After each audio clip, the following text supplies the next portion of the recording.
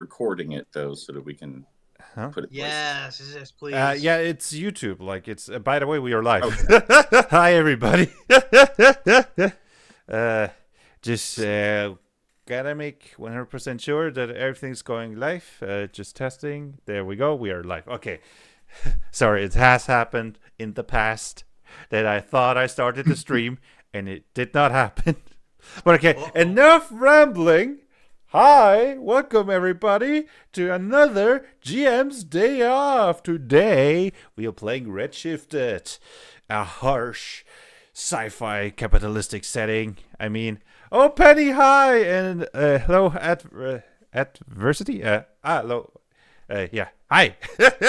Welcome to the stream, and yeah, how about we go through everybody? Of course, me, Blaze Reason, Great Fiction, Icon World Shepherds, but I'm not the star of the show. The star is Ian. Come on, talk about yourself. Hey everyone, I'm Ian. I make Redshifted.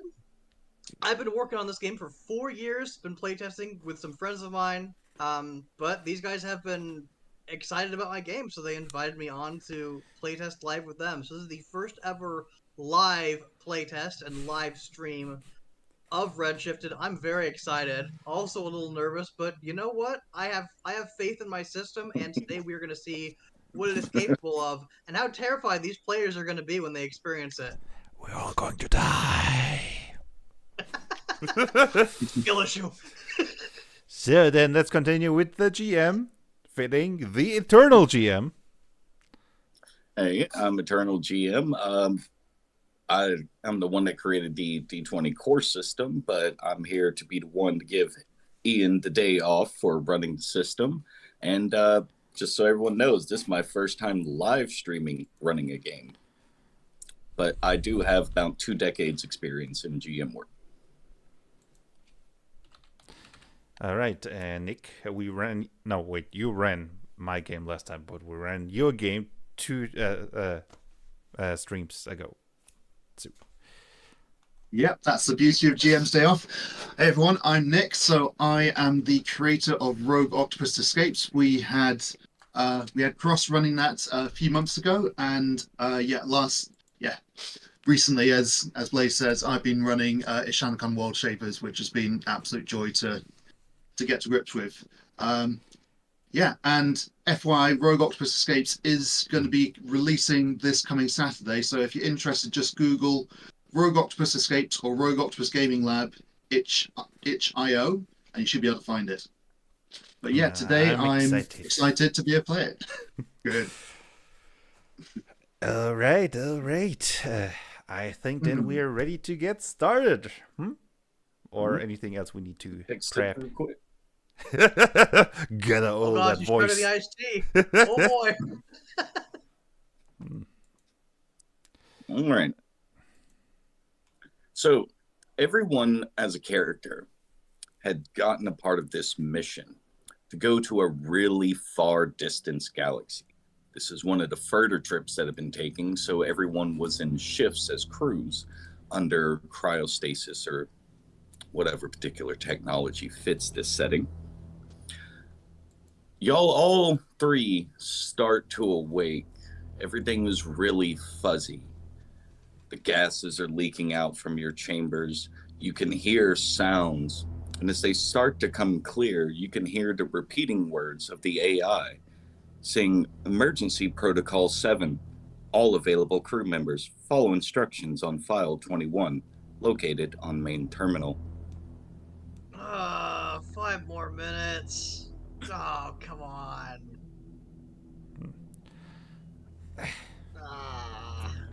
You just hear from one of the pods just someone cracking his neck. Okay, let's get the show started. Wait a minute. So Emergency procedures? What's going on? Yeah, he grabs his rifle. Maybe should I describe him a bit? Or feel free to explain yourselves. This is the moment where y'all all realize y'all are not from the same crew. Y'all are actually all separate. Crews have been more species separated, and each of y'all can describe and be like, wait. So yeah, okay. No, let's of course Ian start. You're the start of the show. Sure.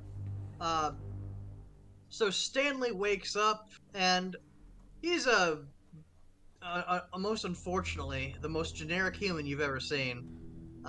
Standing at about 5'8", kind of medium brown hair, blue eyes. He has a look of sort of being permanently disgruntled on his face. And as he looks around, he's sort of frowning. Oh man, waking up on a weird ship with a weird crew, with emergency stuff going off. Oh man, this is the worst thing since the last bad thing that happened. So yeah, I'm more enorm. Mammon. Kinda. They look a bit like space walruses, but without the tusks.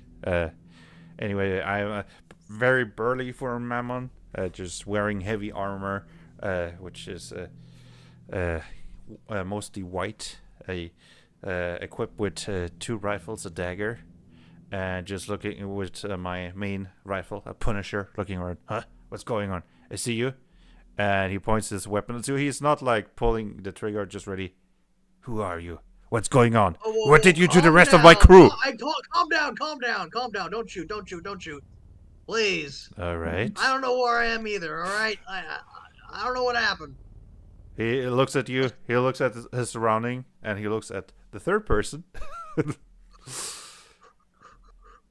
All right. So, my description. I'm not sure. I think this is going to be more for the viewers than for the rest of you, because what you will probably see if you're looking carefully is the doors to the pod open, and there's a blur, and something just sort of disappears up into the kind of the ceiling area, kind of behind the. Of course he does.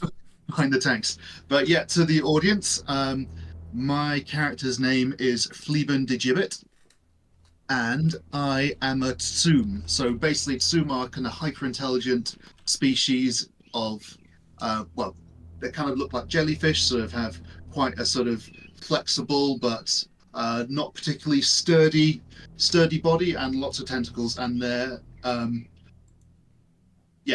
very difficult to find. In fact, in the lore, they've only recently been kind of discovered, in that people know where their homeworld are, but they often change their homeworld to stay hidden, because that's generally how they like it. And this particular one likes to remain hidden, and has basically scooted off and is observing the action from a sort of hidden vantage point. Is there a chance that I can see him hiding, or not? Well, if he's actively hiding, then the typical roll we make is he makes his stealth check. So we go into the skills. He makes a stealth check, and that's opposed by your perception check. I think I have a decent perception check, if I remember. Yes, I I'm trained in that.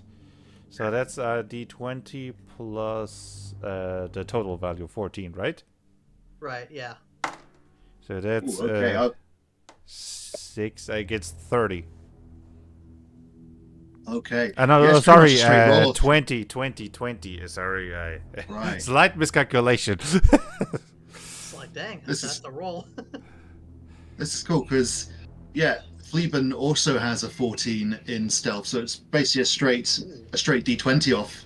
Unfortunately for you, I got a 19. So 19 plus Okay, 14. Yeah. I guess I'm distracted by 33? I guess I'm distracted by the guy who is not obviously hiding. And while I'm checking the surroundings, I'm still keeping an eye on you, just to make sure that you don't fall me in the back. And I guess that's why I'm not seeing you. I got excuses. All right. Okay. So what's the deal with this stupid computer? So you don't know why we are here? Does any of y'all have actual computer knowledge or anything that would be more on the tech side? Stanley sure does. Yeah. All right. Well, you would be able to know exactly where the map I have posted in the chat is, and be able to see where the bridge is located. Memories are starting to come back as the process has kind of released that off. Y'all are starting to remember elements of joining in on this mission. Not really what the point was, but you know it's a long distance trip. That's why you were under, and y'all have to make it to the bridge. But the moment you look over at the doors, you can see that they are depowered. Ah, crap. So, do you remember that we were supposed to be 3 guys? There should be a team of at least 6 to 8, and they should all be the same species. Probably so- for each of us. Yeah, and Okay. Y'all are Okay, from then. 3 different crews. So, Ah, okay. looks So, like we're I guess ceasefire, and we find out what happens. But I'm warning you, For buddy. free, you didn't shoot me in the first place. You maniac. All right. Now, the door, looks like the door's down, so let me go take a look at this. Maybe I can get this open. First of all, I didn't shoot, Alright. and second of all, we're in the middle of a war, and this is... You gotta be alert, soldier. Look, I'm not a soldier. He's saying that while not seeing the guy who is hiding. Sir, I think you're still under the effects of the cryostasis. I think you need to calm down a little bit. All right. Now let me take care of this real quick here. All right. So Stanley's gonna pull out his PDA and start searching for the ship's computer network, so he can try and get power to the door if that can be controlled electronically. Really, he's just exploring the system and seeing what's going on, seeing where there is power, and seeing if there's any issue with the electrical system or with the network itself. You would see that about 60-70% of power issues are present, spread throughout, but it seems like they could be on similar lines. So fixing a problem or two will restore power to at least a majority of the areas that are out. So you're saying there's a physical issue with the electrical system somewhere that's preventing some components of the ship from receiving power? I'm saying there's an issue with the power at some degree that is causing a problem. There are some mechanical issues. You would know that should be batteries in the workshop. You could also try to redirect or repair the problem. Okay. You know what? Yeah. All right, guys. Problem might be a little. I'm not quite sure exactly what's going on, but let me go take a look at the door. Make sure there's nothing wrong with the door itself. Maybe we can get some power in here from something else. So I'm gonna head over and start examining the hatch. What would you like me to roll here to investigate it? I would say that you would easily be able to tell there's nothing you would need to use a knowledge check for, anything going at being able to tell it's depowered. It's not like there's sparks or something coming out of this. It's not receiving power. You would be aware that with strong enough or capable enough tools, you would be able to pry this open. Right. Alright, guys. We got no power to the hatch. We might Guys, just pull it do you open. see somebody else here? And we're just paranoidally looking around, not seeing anybody else. I got no idea what you're talking about. I really think you're paranoid. You said guys. I'm the only other guy here.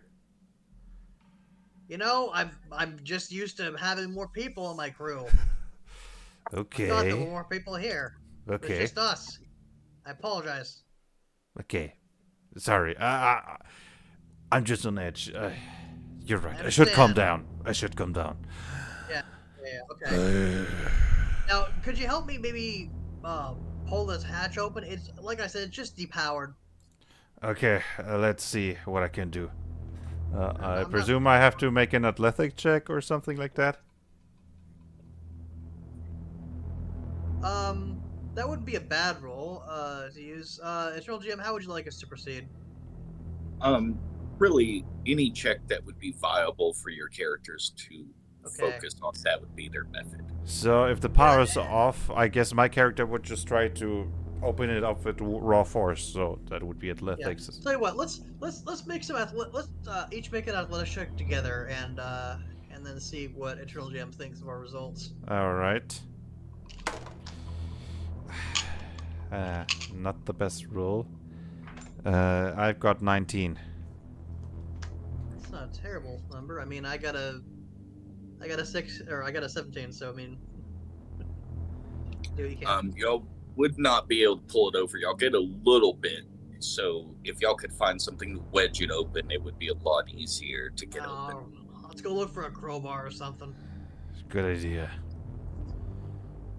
Wait a minute. We- I'm being stupid. I forgot I had this. And he pulls out his electro solver.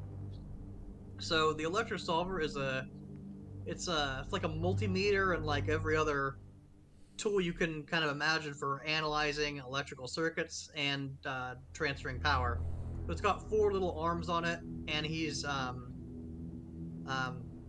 Gary's actually gonna take his screwdriver and his toolkit and start kind of opening things up a little bit. Open up the panel next to it, and we're gonna see if we can route some power in here from any nearby devices. Okay. Nick, you wanted to say something, or? Yeah, I was just gonna say that Fleabin at the moment doesn't want to be seen. He's still very suspicious of kind of basically any other species other than his own. But seeing that this is a crisis that's affecting the whole ship, yeah, at the moment that they said, "Oh, I need something to wedge this open with," I think he's going to start looking around and see if he can find something just to kind of secretly drop down. There is, at the risk of being out of character here, there is one other thing that you might want to look around for, and those are vents, because remember the Zoom had the ability to squeeze through very tight spaces. You know what? I play so much Metal Gear Solid, I should have gone to that instantly. Yeah, I'm going to look for some vents. You will have no problem noticing a vent in the wall a few feet from that door. You would risk being seen going in that one. Okay. All right. I'll wait around. If there's anything kind of up on the top, sort of up on top of the tanks that's loose, that would be a kind of potentially useful object, even if it's like a spanner. I'm just going to try and find it, and yeah, if I do, I'm going to sort of drop it down. You wouldn't have a problem finding some piece that would be thick enough. I would need at least an athletic check to build knock it loose. Okay.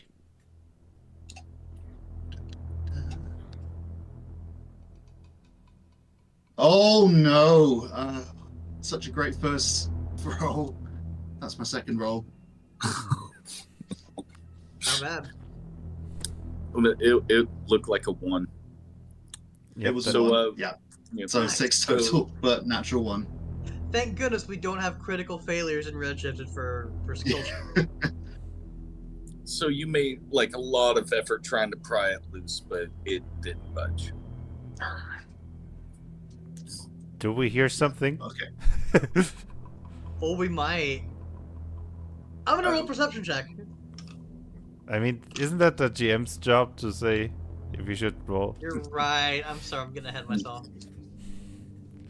Well, at least I know the name of it, so go ahead and do a perception check, because I definitely Hey! did not learn all the skills and everything that I might need to have y'all roll.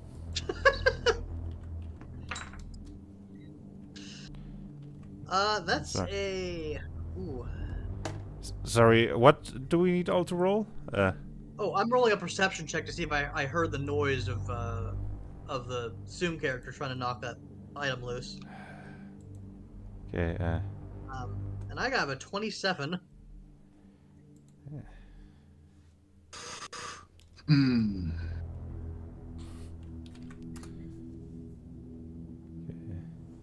sorry, I was just looking also at the chat, right? Okay, okay. All right. So that would be versus his stealth, or what would it Yeah. be? Okay, so roll stealth then. Okay, so that is 30. You know what? Sneaky boy. I think you got this one. All right. So no, you do not hear him.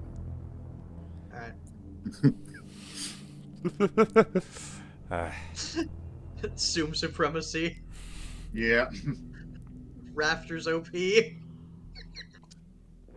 So I guess we should be looking at for animatronics. I'm not sure if you can see the chat, but Benny is getting Five Nights at Freddy's vibe from the whole thing.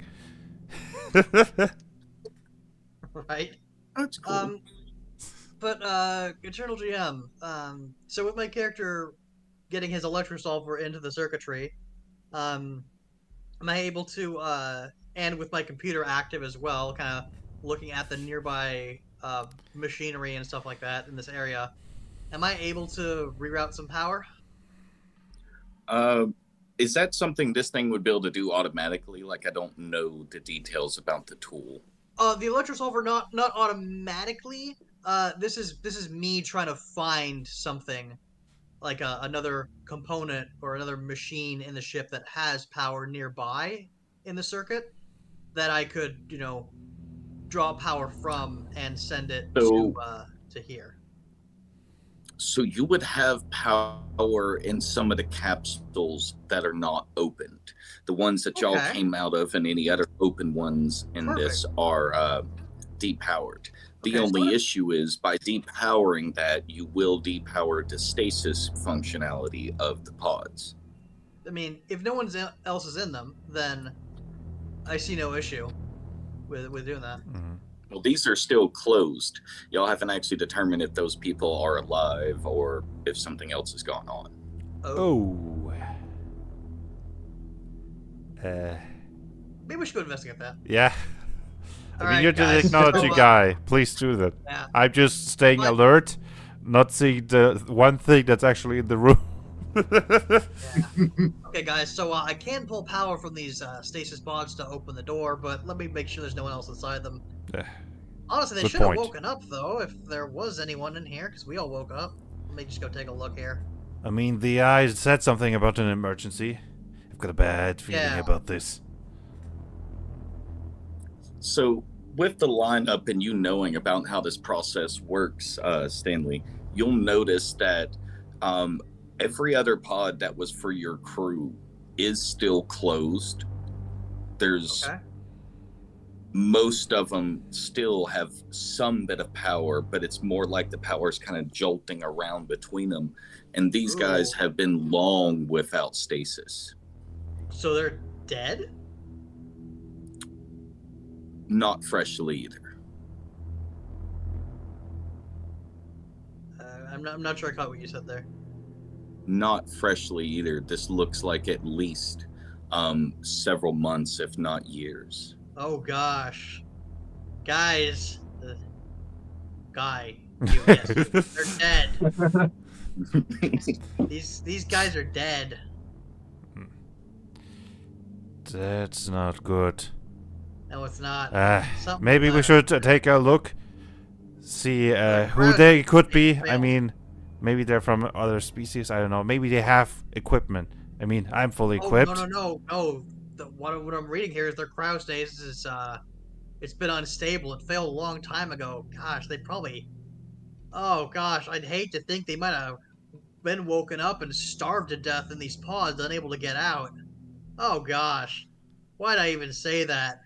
Ugh, I'm gonna be sick. Yeah, I'm not I did thinking about it. I didn't understand that they're not alive, but maybe they've got weapons we could use, equipment. Maybe if I can get these open, it's gonna stink though. Oh man, I don't want to do this. Fine. Um, I guess this wouldn't be very honorable. Anyway, I mean, they are dead after all. Then just do your electro thingy. yeah, I'll take care of this. All right, so Stanley is going to draw out that power, and he's gonna redirect it using his PDA. He's gonna have the kind of local power controllers redirect that towards the hatch to get it open. All right. Redirecting it towards the hatch will set up the door, but it also makes the normal emergency lights of blue and yellow kind of spinning lights come on. And you'll now start hearing that original message kind of on repeat. It seemed like it was only doing it on a few times because your pod's opened, but now it's back to normal protocol with regular power. Oh yeah, emergency this, emergency that. Let's just go see what's up. So Yes. you'll enter the bridge and you'll notice a bunch of computer systems along the side, the main console up front, and you do see that the hatch doors for the covering of the front window are closed. You would Okay. know that you could Oh. open them, but No, not I don't think I necessarily. want to. Just real quick, how much of a walk was it to the bridge? Was it just right From there? where next to them? y'all were on the and closer half. It would have been probably about a 10-15 minute walk to get out of the crew storage area. That's Sure. actually a really large area where you have almost a rotisserie style shifting of different crews. I don't want to be a So- rotisserie. I'm, of course, while we're walking, constantly checking, weapon ready, seeing, is anybody here? Not like too trigger happy. I'm not going to immediately shoot something that moves, but just like being alert. And Fleeben is going to do his best to stick to the shadows, stick to all the hiding points he can find, and follow them along to the bridge. Why do I get the feeling that you're not going to do anything helpful in the I could entire just be doing this session? the whole stream. At the end, you're just like, mission successful. I've got the intel. Time to get out of here. And you let us to die while animatronics are just ripping us apart.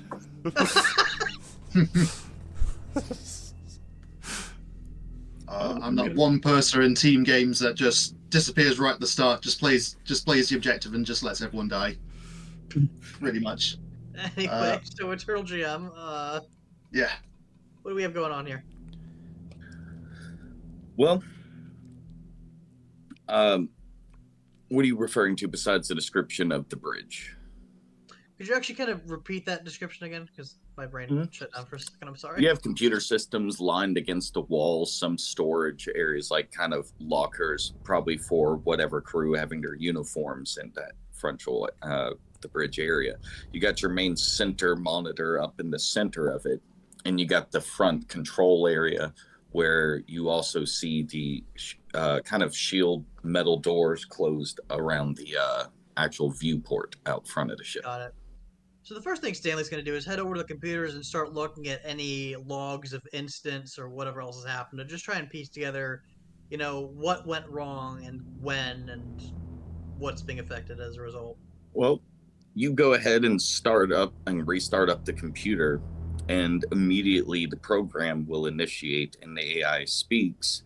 File 21, Tier 2 hull breach, Tier 4 system failure, Tier 1 foreign infection. Which do you want to start with? About that foreign infection, yeah, tell me about that. Foreign entity impacted ship and has been consuming and spreading throughout the ship. Entity is attempting to bond with AI systems. Or just like What? grabs his pistol firmly. Oh boy. Do we have any like escape pods here? Escape pods are on opposite side of ship, past storage bay. Storage bay is location of hull breach.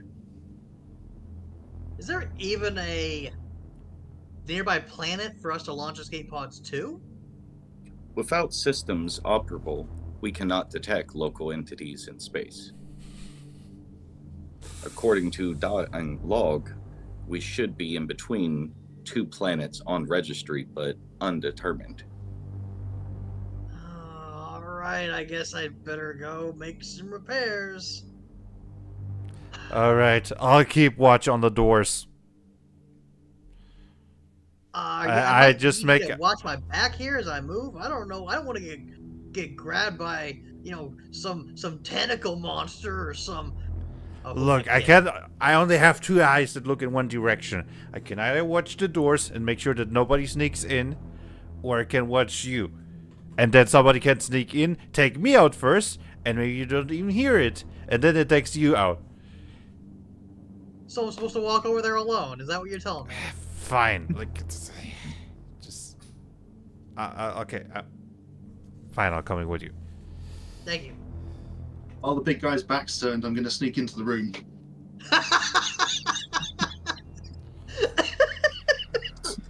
All right. Well, while they're taking their walk back up that direction towards the workshop, um, what would you want to interact more with the computer to figure out what the rest of the message is, or did you have a different plan? Um, if there's any, if it's, is it all kind of one central computer, or are there kind of multiple ones around the bridge? This is the central mainframe. In order to actually have everything else pop up, you would Okay. have to distribute the power to that. Y'all are at a lack of power, so this is more like a puzzle of shifting power around. Right. Okay. So you can operate the opening doors for shielding the window, potentially a log machine up by the main, Yeah. control, or the central computer hub, which Okay. is still sitting open on file 21. Okay. Um, what I would like to do, and yeah, tell me if this is applicable, Ian. I would like to use my ability. Where did it go? Read access. So, read access allows me to basically access limited files on a computer and see its contents. So I would like to do that. So I found it, yeah, Fleven found it odd that there wasn't much details on where exactly they are currently in the galaxy. So he's going to try and sort of look into that, see if he's anywhere friendly, basically. So a little more context. So read access, it's fairly powerful. It lets you look at at what kinds of files are on a computer. You can't modify them in any way while accessing a computer this way, but it does let you look at them even if the computer is password protected. It's sort of like you're starting it up in like a safe mode of sorts. Okay. Well, looking on to that, immediately you would be able to see the access and be able to read out what the other things were. The whole breach is a 30-foot across breach in the storage bay next to the main doors for access. 70% of it, and it's called 70% stable. It also has a note that no crew or system repair actions were taken to do this. So, reason it is stable is unknown. System failure has 60% of ship without power, 40% of the doors are inoperable, only partial repairs are possible, and even if all of them are done, it has a recommendation for repairing and restoring power to the escape pods to escape. You will also see that the ship's ability to tell where it is, its navigation and awareness systems, have been almost infected by this weird virus. It doesn't act like something you've seen or have knowledge of, but it seems to have erased or absorbed some of the data, and that is why the system cannot actually tell you where it's at. It is only able to notice the gravitic fields of the two large planets, but all it has a listing of is these have not been explored yet. Okay. All right. I think, yeah, I'm going to kind of make a note in my sort of tiny data pad. And then once I've kind of collected that information, I'm going to kind of, yeah, find another hiding place if there's like a kind of under the table area or behind a computer area I can go. You'd be able to hide amongst the stuff up near the main control area, kind of where the captain would be. Okay. All right. So, Stanley, and I want to make sure I got your name right, Blaze, because I wrote Norm down and it didn't sound like that when you said it. Mur is first name. Norm is second name. Norm. Nice. My mind blanked when you said Norm, but I got that written down. What was the first one? Mur. Mur. Okay. So, Mur and Stanley, y'all have made it to the workshop. Y'all can see that this area is kind of partially powered. You got some of the emergency power lighting on, but all workstations and everything that should be here are here. You also wouldn't have problem locating extra cell batteries to be able to help with the power problem. I make a full parameter check, making sure nothing is hiding in the shadows or under desk or anything. Assault rifle ready. Just. As you are looking around, you will begin to hear this kind of weird sound, kind of emanating from around everywhere. Uh-oh. Kind of almost a kind of sound.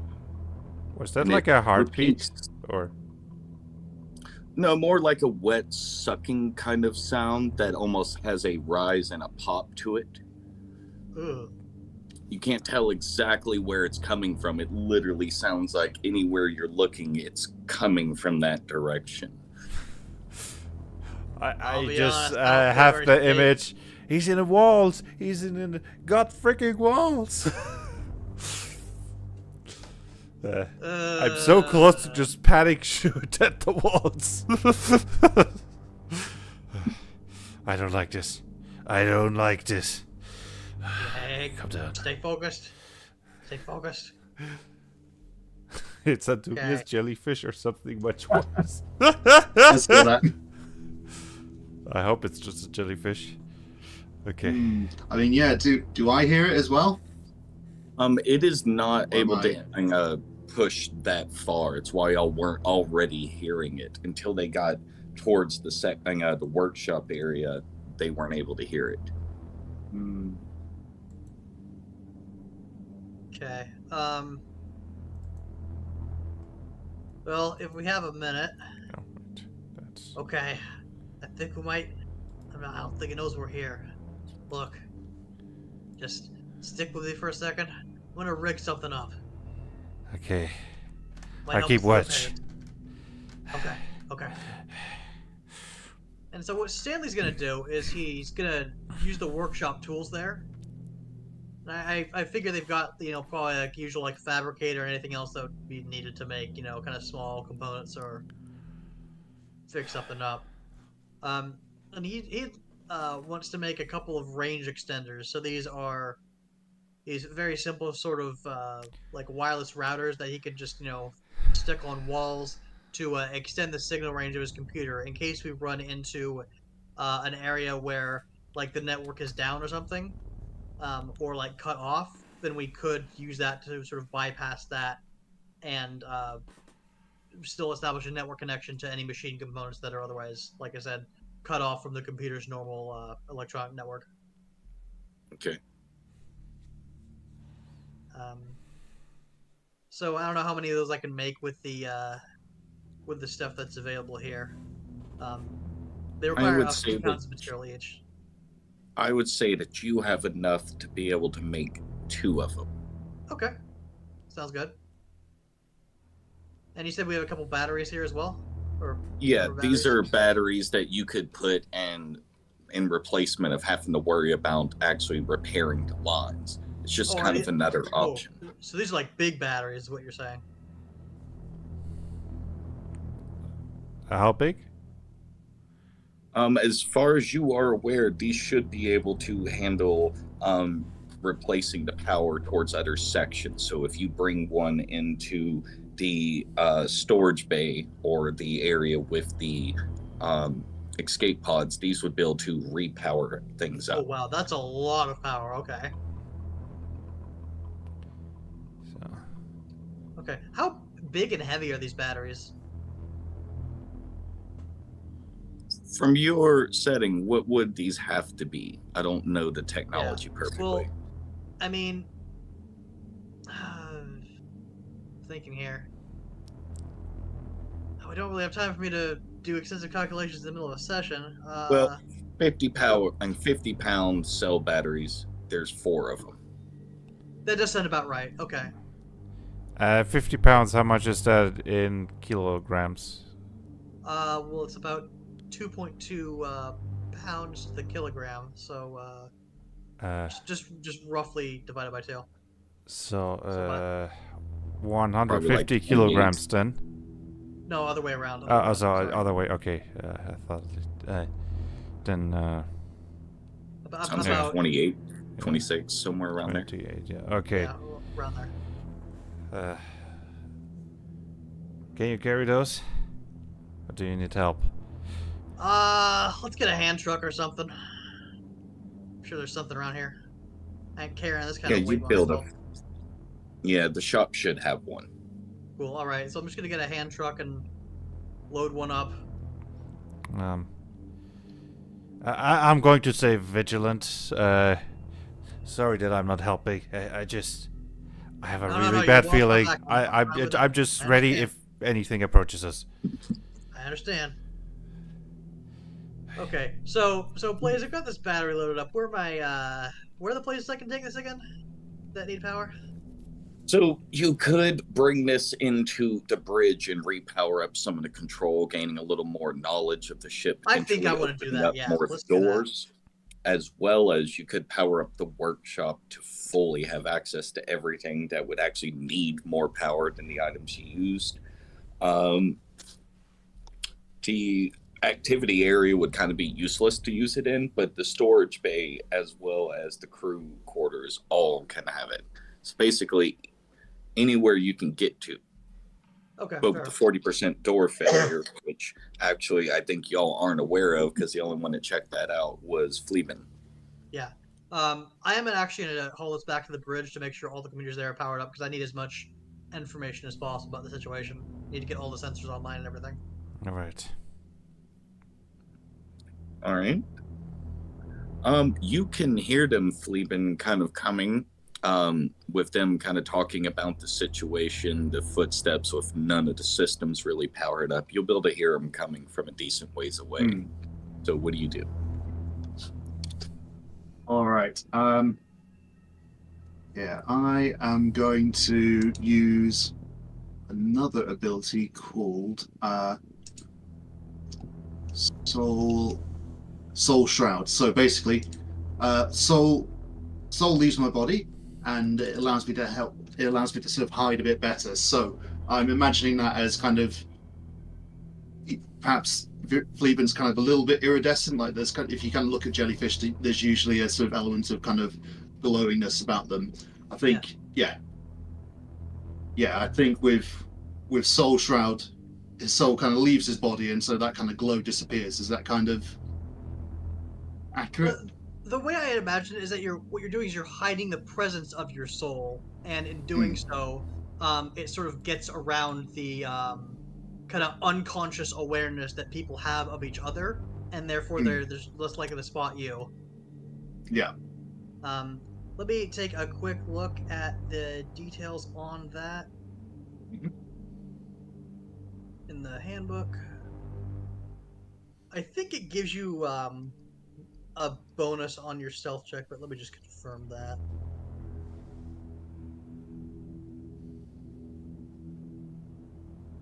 Yes, it gives you a +5 bonus on stealth checks, and it lasts for 1 minute. All right. Yeah, great. I'll do that.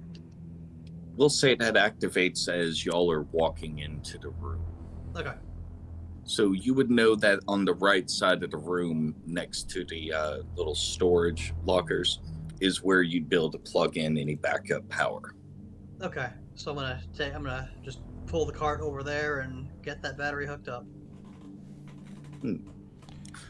Upon you doing so, you'll notice that bits of the system power up, the lights fully turn on in this room, and you'll notice down the hallway you'll hear doors of things trying to shift and move.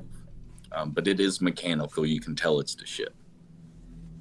Okay, things are working. This is good. We're getting somewhere. Let's go take a look at that computer, see if we can get any more info on the situation. All right. Keeping watch. It is left open on file 21, still with access to the other two parts that y'all did not hear. Now hang on. I don't remember opening this file. Is there someone else here? I just go into overdrive looking everywhere.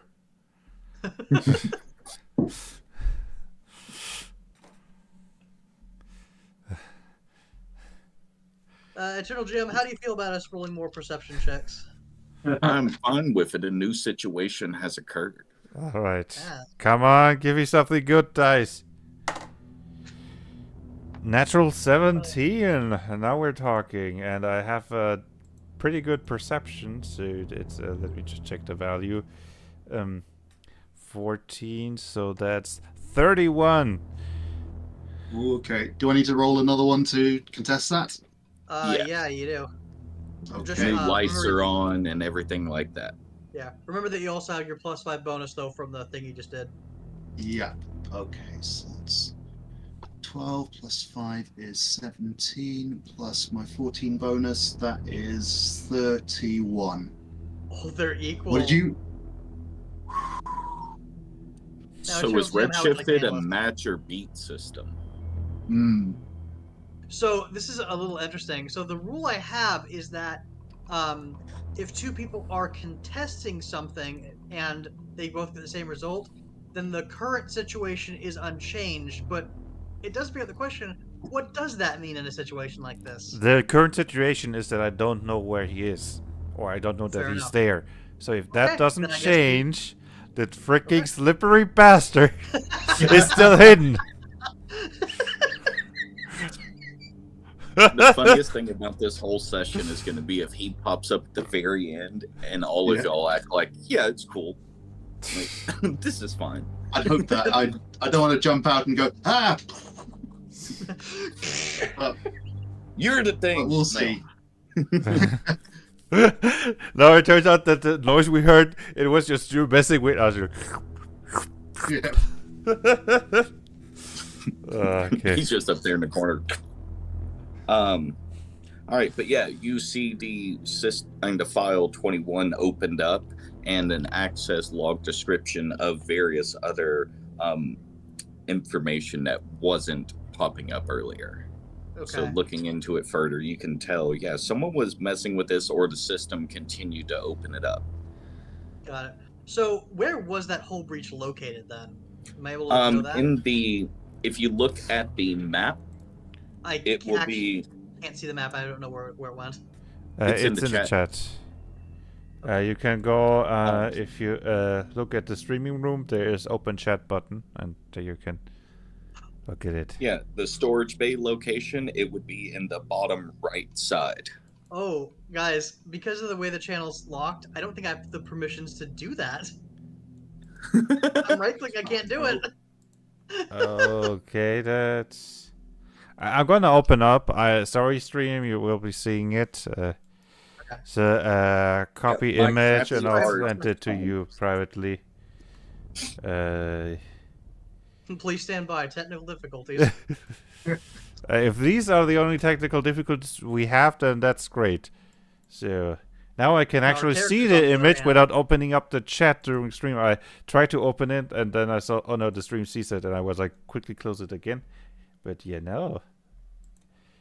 Okay, crew storage, bridge, workshop, storage bay. Okay. I guess it makes sense to like show everybody on stream. Can Yeah, I? why not? Okay, it's pretty small. Can I make it? I can't really make. Sorry. I guess here's the bridge. Here's the crew area. Here is the workshop, storage bay, and wait a second. Let me just double check. In the activity area is right here, and crew quarters here. So I'm gonna close it again. Yep. So Eternal GM, one more time. Where was that breach at? The bottom, well, the outside of the hull of the ship, but the right side of the room, according to that map. Okay, got it. All right. Seems like we got a situation to dislodge. All right. I'm real concerned about that. Discomforts us. AI We're not state. alone. Sorry, finish talking. I'm real concerned about how the AI said the thing is trying to get into it.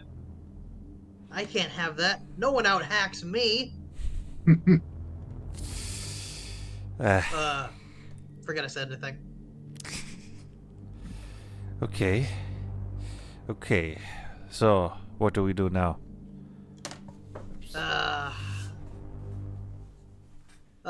Were there some more batteries in that in the workshop? You had a total of, I believe I said four, so there would be Four three batteries. other. Okay, okay, cool. So we should get more areas powered up. All You would right. need two to power up the escape pods as well as the area they're in. The escape pods would need their own power because they've been drained following emergency protocols to Oh, keep the ship stable. But also, you would need that room powered up so that you can even work your magic with knowing your tech stuff in there. okay. That All room, right. that side of the ship is completely depowered. We're gonna need a couple batteries to get the escape pods online and get access to that area. So let's take care of that. All right. Right behind you, buddy. We got bodies, So right? back I go with my handheld, Right. and we're gonna kind of load up, I guess, two more batteries, and it's probably pretty heavy, but off we go, pulling this thing along. Mhm. You would know that there is a route going through the workshop and the crew quarters to get around the damage that's in the storage bay. Sure, let's do that. Okay. Um, you would travel through this area consistently hearing, and let me get closer so it actually works this time. So yeah, that's what's the sound. Y'all cannot tell which direction it's coming from. But as you start getting through the crew quarters and looking into the hallway leading to where you're no, you immediately see um, torn out wires and ripped apart parts of the ship, almost like the impact kind of knocked shit out of whack in this area. Oh, you gotta be kidding me! This is the worst thing since the last thing that happened like 10 minutes ago. Okay, my So suggestion: whenever we open a door, we look very carefully, and if we see anything suspicious, I'm just saying, I've got some grenades with me. Just arming them, tossing in it, closing the door, I hear you. I hear you. in case it's some alien mutant or warbot or whatever. Yeah. I don't know. I don't think warbots make those sucking sounds, but I guess we'll see. Yeah. Stanley's also gonna kind of have a hand on his ammo belt, kind of ready to reach for or grab something. But he continues pulling that cart for now, looking around. In fact, I'm gonna stop here and examine this wiring because this probably needs to be like fully repaired. Even if you repaired the wires with as much as the walls are actually broken out, like whatever the impact was seemed to have actually come in through the ship and hit somebody in their walls, destroying part of this hallway. Your access only might be through the storage bay. Got it. So, let me know if this changes anything. Stanley does have a couple of extension cords with him. Is it possible that he could kind of cut those apart and use those wires to fix these ones? Or is there just not enough? Could, but the ones that would be leading out of this room and into it, not directly in the hallway, those are just shredded. Okay. The ones attached to the door are shredded, but you could supply power further ahead. You just wouldn't be able to tell where you're actually doing that to. Okay. Because my goal is to make sure we can supply power towards where we need it, which should eventually be like the escape pods and stuff like that. Mm-hmm. Which wasn't just like how the Actually, wires laid past the area of both the storage bay and the crew quarters is where you would need to get to have access to them. Okay. So what you're saying is repairing these wires won't help with that situation. It's not going to help you get there. It could push power forward. Okay. You know what? I think I will repair them then. Okay. Of course, as always, just keeping watch. All I'm right. pretty paranoid at this point. Yeah, right. Well, I guess go ahead and do that roll, and we'll check in with Fleeben. Where are Right. you at this point? So Fleeben is going to continue following them along at a relatively safe distance. He's been observing them for a while now, so he knows, for example, that the big guy can only kind of look in one direction, so kind of he's kind of imagining a sort of cone of vision that he just needs to stay out of. Yeah, and he is basically going to. He's recognised that he's also quite trigger happy, so he kind of is going to take a little further back, and he's also going to. Yeah, he wants these two to succeed basically. So he is going to watch Stanley and basically check his working, because yeah, Fleeben's a little bit of a tech expert in his own right. So he's going to basically make sure that he's doing what he needs to be doing. I just have this image of, I need this kind of tool, and just out of nowhere, or tentacle gives you that tool. Oh, thank you. So, wait a second.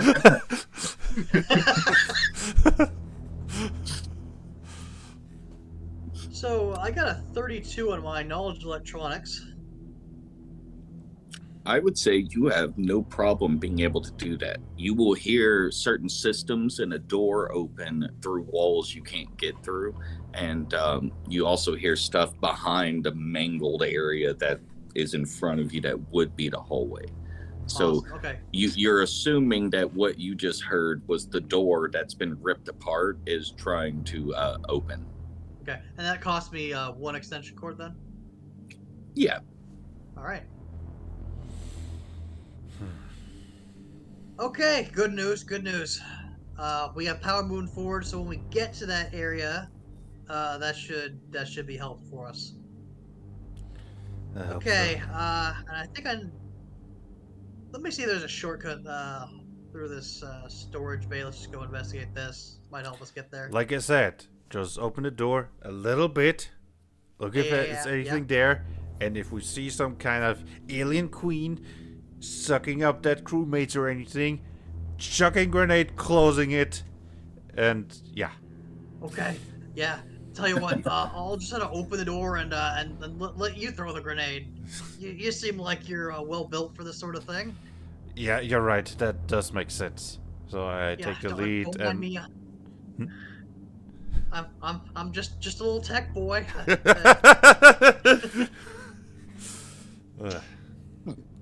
So y'all backtracked and went towards the other path that y'all had to take, which is through the activity area. Okay. You'll notice that most of the workout equipment and sports little areas are just as normal. There's no power here, and you can see the other side where the doors are. There is no power to them. Okay, so we'll need to restore power here to just even open this up. Okay, I guess that's going to cost me 1 battery here. Mm-hmm. Now, is it going to take 2 more batteries after this to open up to get the escape pods and get them all powered up? 1 for the escape pods themselves, 1 for that area. Okay. So, just to be safe, yeah, I'm going to get this battery plugged in, and then I'd like to go back to the workshop and collect the final battery, so I've got both those remaining batteries with me. All right.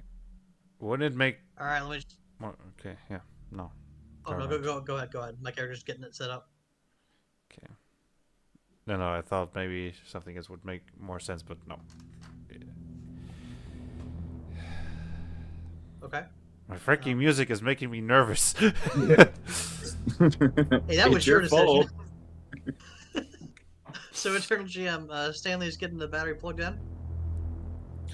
Yeah, you wouldn't have a problem with that. A moment upon that door opening slightly even, an amount of weird amount of moisture, like humidity and warmth will leave that area. I don't think it's supposed to be that hot in there. What do I see? Let me look at the map. You'll be able to see towards the right behind one of the support pillars, the paint on the ground and the letters for the landing zone. You can actually see the impact and you can't actually see entirely without the lights, but something is blocking that weird kind of almost area that's probably the 30-foot little impact hole.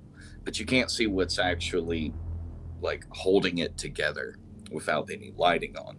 The other side, with the light going through, you can see a bunch of storage crates wrapped in a cargo net behind another pillar.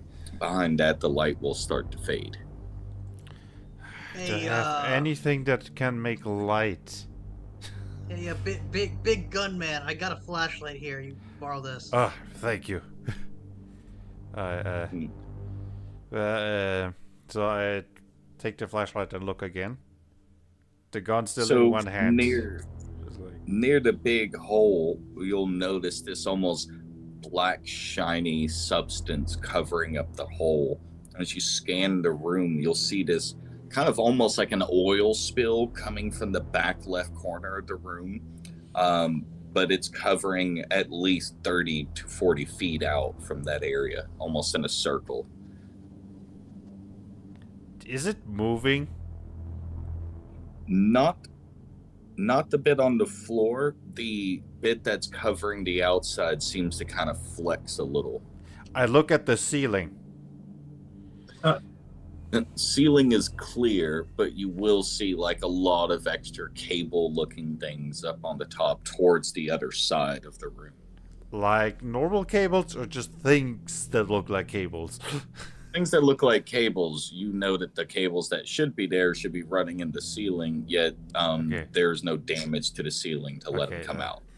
Just wanted to make sure that it's not like just tentacles or something. And okay. So, I'm gonna look through as well. Mm-hmm. I'm kind of curious about those cables. Because something about your description, Eternal Gem, makes me a little suspicious. Did you say Alright. these do or do not look like the ship's power cables? They are like thick like them, and that they seem almost attached and going to the ceiling. There's no damage to the roof, so you can tell these can't be normal cables, and there shouldn't be anything like that. Wait a minute. Wait a minute. That doesn't seem right. There shouldn't be cables going in the ceiling like that. No one would build a ship like that. I don't trust this. In fact, Grenade and time. not yet. Let me test something here. Okay. So my character is gonna pull out his ionizer, which is an electric pistol, and he's gonna aim it up at these cables that may not be cables, and just shoot. This little bolt of electricity comes out. Anything happen on impact? You'll see that it's affected by it and almost kind of tenses, and then will release after a moment, like probably about 5 or 6 seconds. Oh gosh, this thing is trying to take over the ship's power systems or something. I'd like Crap. to scan it using my portable scanner and see, basically try and find out about it, if it's kind of organic, if what we see is all of it, or if there's kind of more of it hidden away. Okay. Your scan will read as organic, but it won't be able to directly place it. The closest two things it has is saying between almost a fungus to a virus.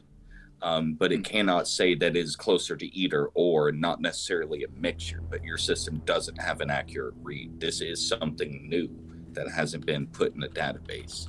And this is not all of it. This is seemingly like the outspread fuzz parts of fungus when it spreads. Oh boy. But we don't know that, Ah. right? Because somebody is No. sitting in the shadows and isn't sharing the intel with us. By the way, I will say this is the only time I've run a game where one person is chilling in the shadows and the other players don't know it. I love this because, like, even canonically in my lore, this is like the most Zoom thing to do ever. It's like hiding from your own allies. Or what should be your Right. own allies. This is great. This is hilarious. by the way, somebody wrote in the chat, somebody who says that you should know him by Memequal or Memeblol. And he said, "Hey Oh. guys, nice to finally see this come to life from the ground up. Proud of you, Ian, mate." Yes. Good to see you, meme. Glad you could make it. It's been a while, but I didn't want to interrupt the scene just because it's body up back to the game. Oh boy. All right, so after you have noticed that about it, Fleeben, what do you do? Let's see. I'm going to. So, I've got some tentacles kind of make myself kind of stick to a wall up in the corner, and with two other tentacles, well, with one tentacle, I'm going to remove an item, a kind of that looks like a steel block, but kind of after tapping it, it kind of extends into a sniper rifle. So that's my Stingray rifle, and I'm going to basically sort of hold it kind of ready, looking down the scope at this new organism in case it turns out to be hostile. Does your scope provide any visual bonuses? It doesn't. It's just for just a standard feature for the rifle. Yeah, sorry, it's not a kind of augment. It's just how the rifle is. Okay, just wanted to ask. All right, Penny so says, "Oh my god, that's an awesome weapon." actually is pretty. A question: the Right. weapon that Stanley shot, do you need two hands or one hand for it? It's just one-handed. It's just a pistol. So probably it makes more sense if you hold the light, because of my Okay. two-handed. Okay, you hold the light, Well, so I take can it. shoot if it moves again. Yeah, I got Should an we idea. try to move in carefully, or Hang should we on. try to run in blazing? No, hear me out. Hear me out. Yeah.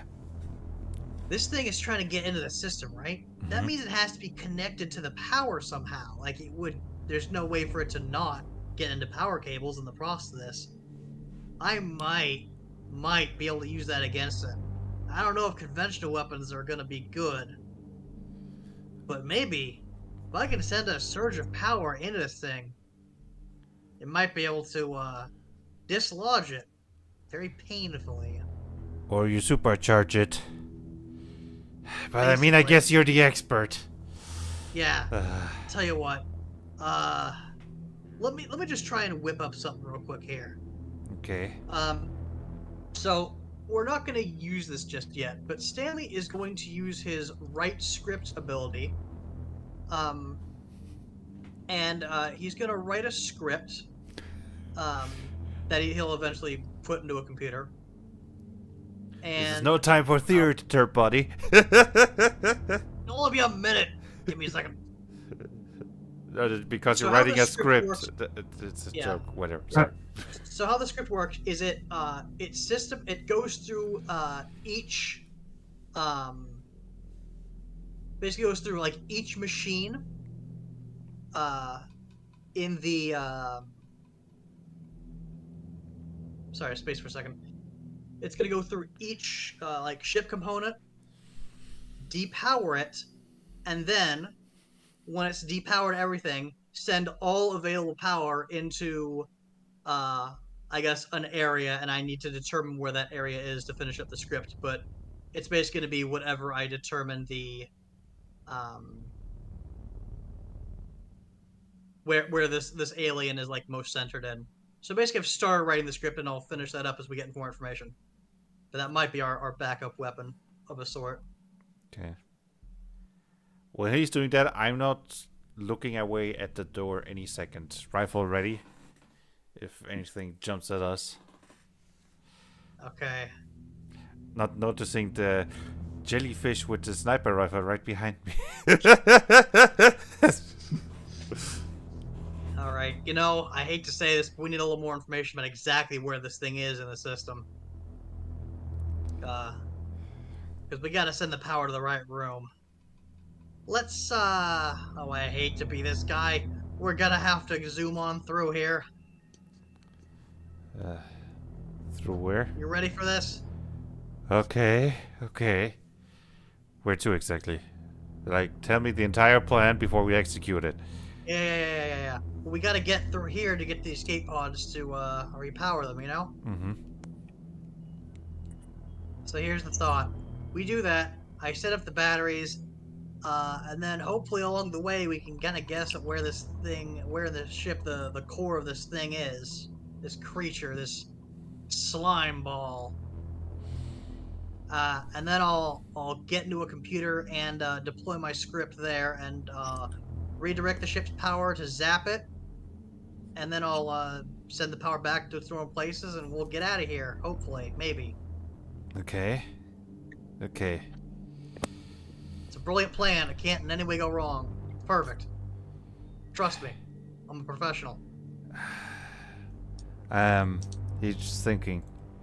I have one. I do have some flashbang grenades. Okay. It's, Well, I got some shot grenades here. maybe we can throw them into the room, see if, like, we hear something reacting towards it. And Okay, if it okay, is, then it alright. is blinded, and we should be still able to get the hang of it. And if nothing's there, we, I guess we didn't damage any of the escape pods. Fair enough. Good thinking. Good thinking. Okay. All right. All right. Ready? I take the grenade in my backpack, not the one here, because, you know, we have time and it's not in combat. Right. Okay, ready. 1, 2, 3, go! And I throw it right into the room where, with the highest probability of there being something hidden in the shadows. All right. Uh, When it goes off, you won't really hear any like creature-like sounds, but you will hear several like heavy, hard impacts into some of the containers and walls that are in there. Is like the ship shaking as a result of this? Definitely more than vibrating. From a Oh, flashbang gosh. grenade. Okay. What the heck? You still want to go?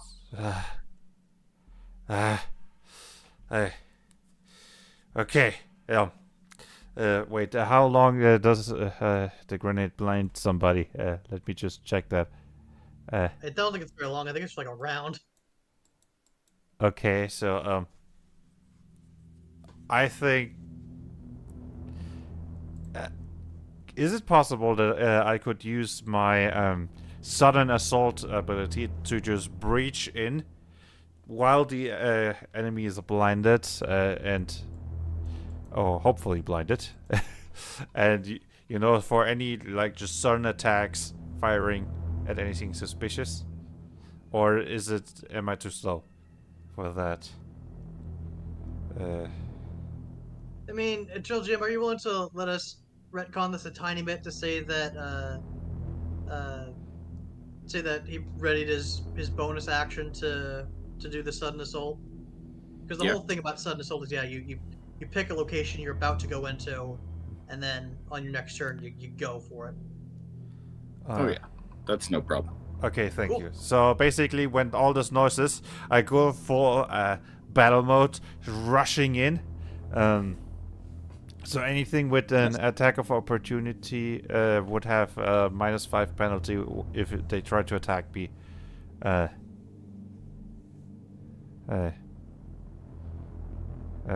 Praying against you deals to you before you breach.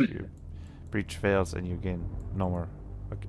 Sorry, let me just really quickly go through it. We're adjacent to the entrance, such a room ahead of you halfway goes around the corner. You can prepare to breach.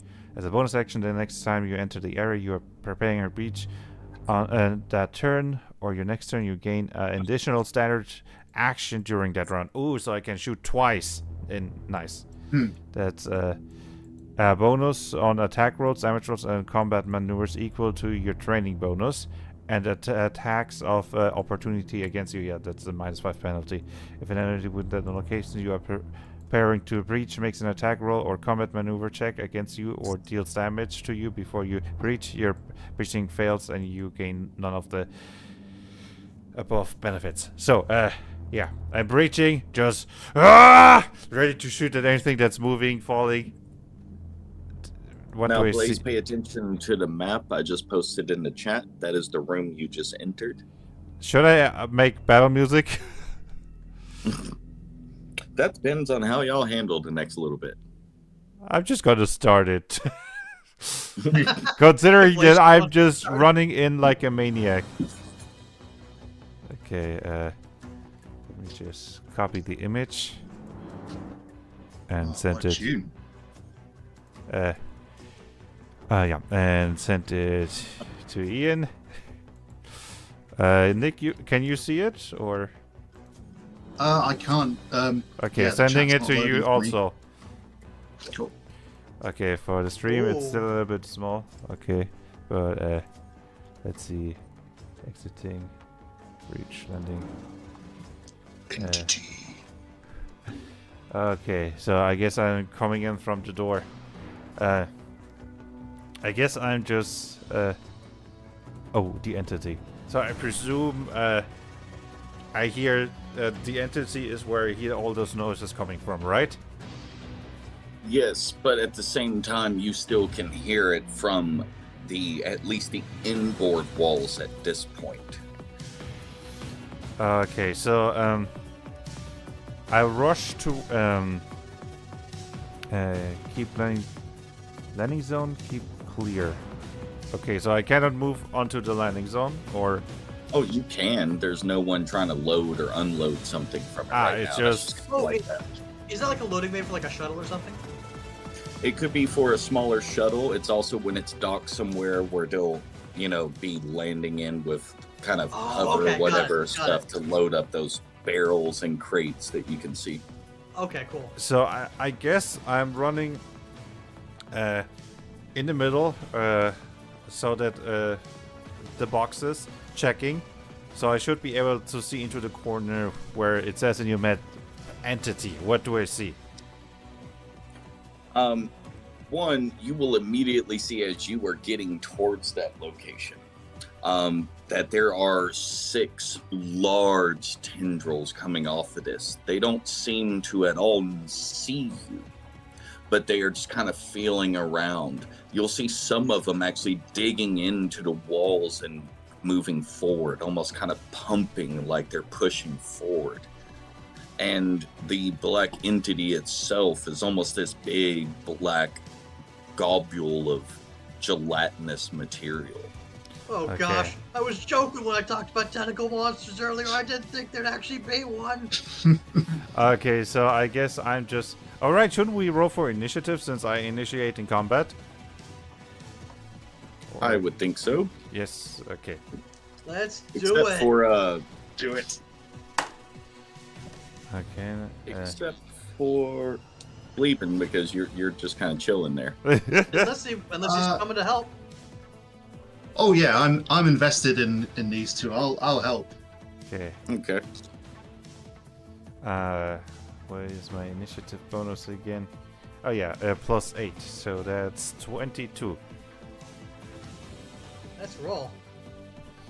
I got 15.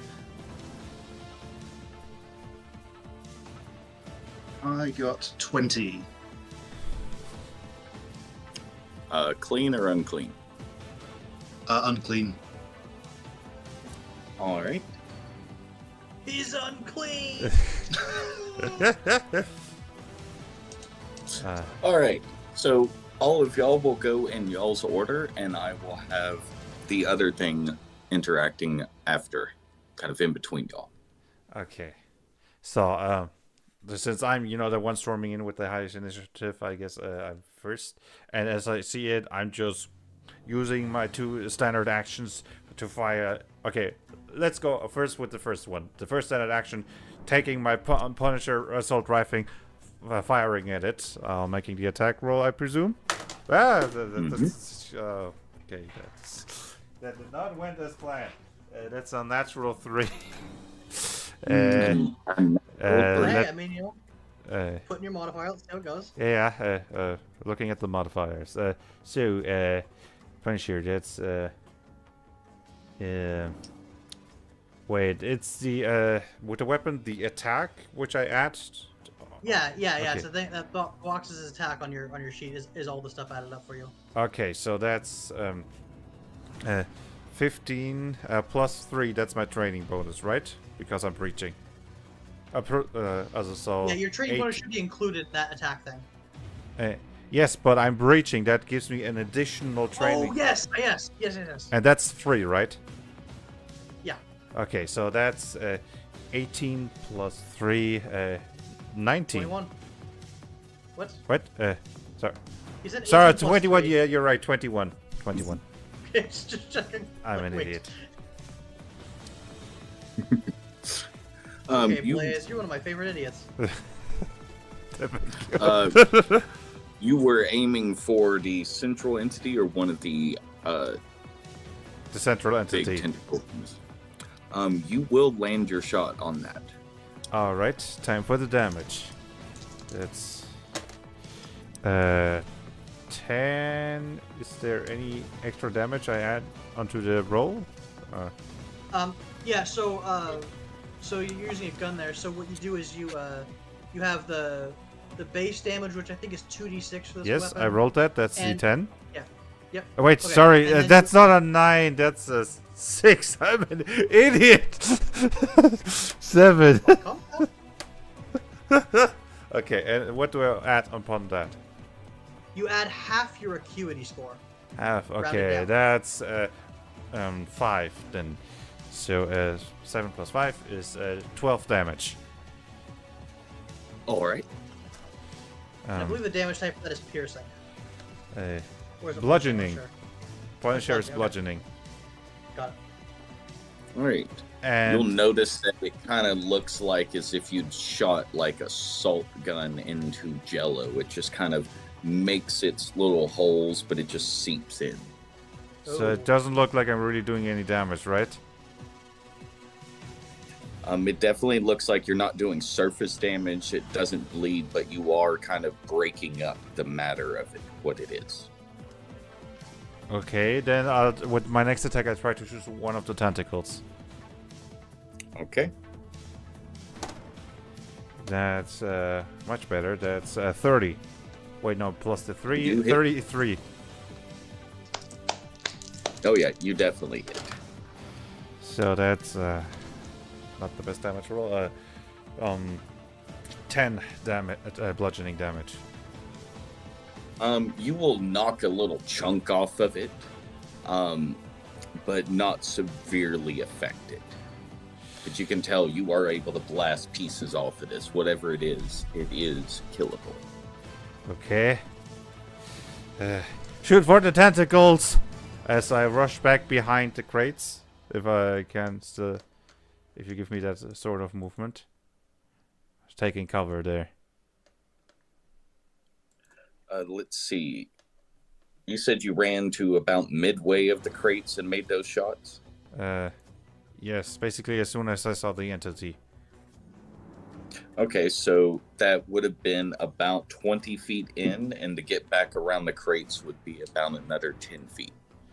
Let me... I've got 30, so that's exactly the amount of movement that I have. So, okay. All right. Yeah, that's Okay. it. Nice. Good turn. Okay. And we got I think it was flipping because he rolled a yeah. unclean 20. Yeah, that's right. So,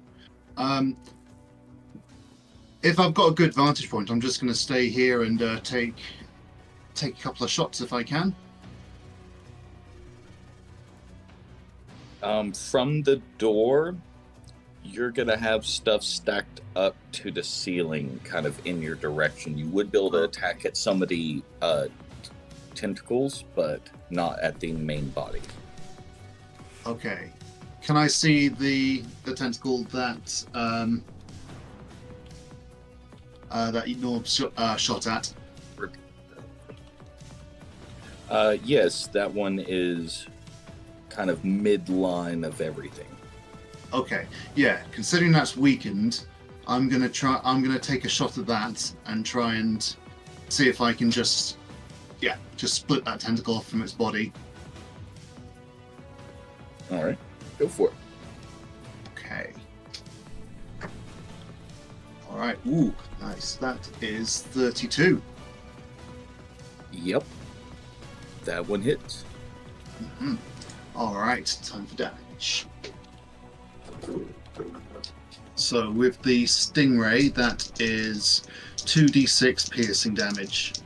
And crits on, if I'm understanding this correct, it says 20 / times 2. So does that mean That I need to means roll so it means that if you roll a natural 20 on your on the die, then it crits, and the times 2 means that you simply double all damage. Gotcha, So okay. you roll, so you calculate all your damage and then you double it. Okay. Alright, not a natural 20, unfortunately. Okay. Oof. And that's 4 points of piercing damage. 4? Okay. Yeah. Alright. And you made sure I just want to make sure that you added your half your acuity score as well to the base damage because you're shooting. Oh, no, I didn't. Let's see. So, that is... Oof, yeah. So, yeah, I've got good acuity. That's 10. So does that mean There we go. that... Minus you 5 say- more. 5 yes. more, half of so it. that is 9. Also, Penny is rooting for the Eldritch Abomination. So, God, I don't know how I'm supposed to feel. Of course, the Angel. Yes! How could Penny betray us like this? Have you seen her Alright. cupcake recipes? She's evil. Got a point. So with that much damage, it'll start bleeding around on the floor. And can everyone give me a perception check? All right. Yes. That's.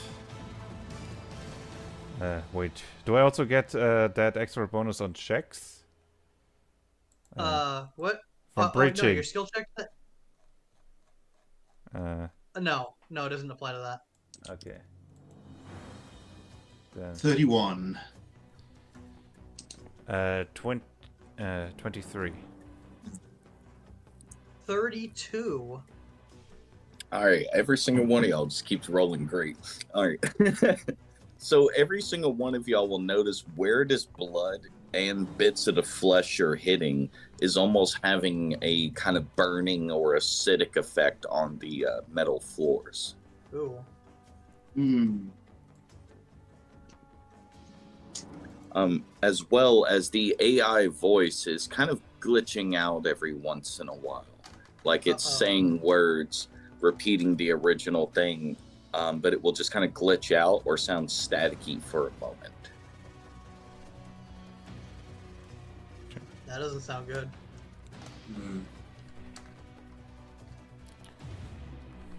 Is it my turn then, or? I do believe it is your turn, unless you had something else flipping. Let's see. So, can I take another shot, or is that abusing the action economy? At our current level, you only get one shot with the attack Okay. action. All right. Yeah, that's my turn then. All right. All right. So I'm gonna do something. I'm sorry. Oh, it's fine. I was going to say, Stanley, now that you've been getting a better look at the room, you notice to the end of the thing that there is no damage to the button to open the hatch. If y'all could get the power back to this room, that may or may not be something you can use within the combat. I'm gonna. You already knew what I was gonna ask that.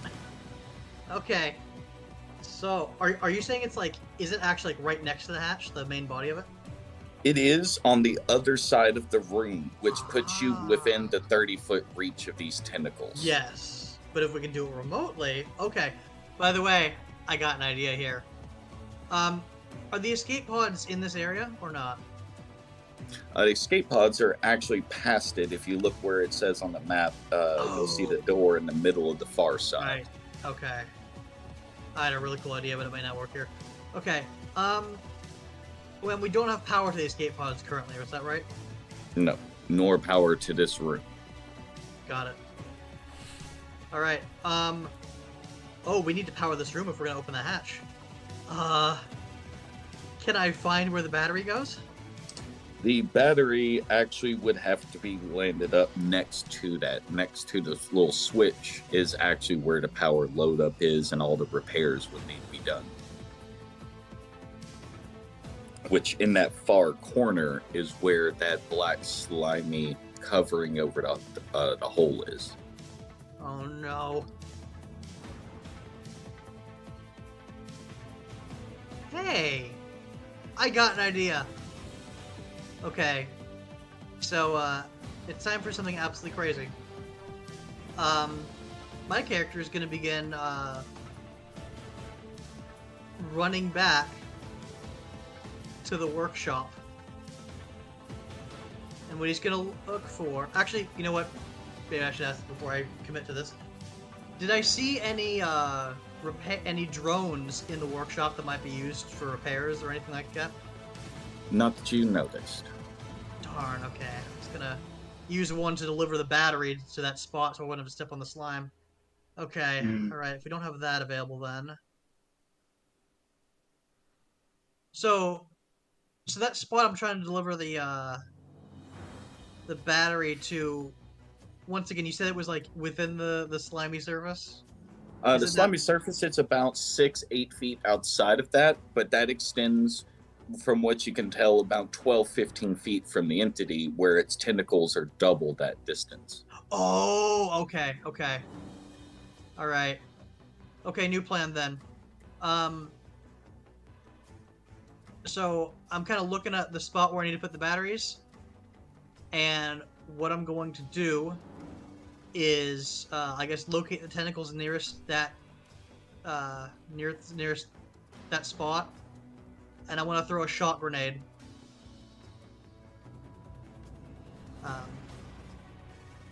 And my hope is that it will sort of tase those tentacles a bit, and then on my next turn, I'll be able to have the time needed to get in there. So I'm gonna throw that grenade and then sort of move into position. I guess by the crates, so I'm out of its reach, but ready to sort of make a dash for it with my little hand truck to get in there. All right. Was there any checks for throwing a grenade? Like, I don't feel there needs to be. Yeah, no, I just throw it towards the target location, and then it'll go off at the beginning of my next turn. So, on the two that it hits, you'll notice that, like the little tendril or cable things on the ceiling, it'll kind of tense up and, like, hit the ground. But you know, if it's anything similar, you've got a round. You've knocked these out for that time. Okay. By the way, Penny's keeping track on how many times you're saying I've got an idea. Ian? Oh, so you froze for a second. For a second. Yeah. Oh, I thought I disconnected. Did you hear what I said about Penny? Did not. I said Penny, by the way, is keeping track on how often you say I've got an idea. Oh no. Alright, so... I've got to fix this thing. I have an alarm that I keep just swiping away, but I actually need to cancel it. Give me just a moment. Yep. Okay. Oh. The GM's gone. We're free. Okay. Quick, No, that was annoying Steve me. Like every he's 5 back. minutes, it would pop up and tell me an alarm, and that's why I kept reaching for the screen. Oh, no worries, no worries. Okay, And was that everything you could do on your turn?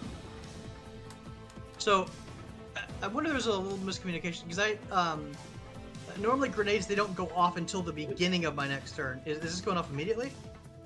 Well, I didn't know that about your grenades.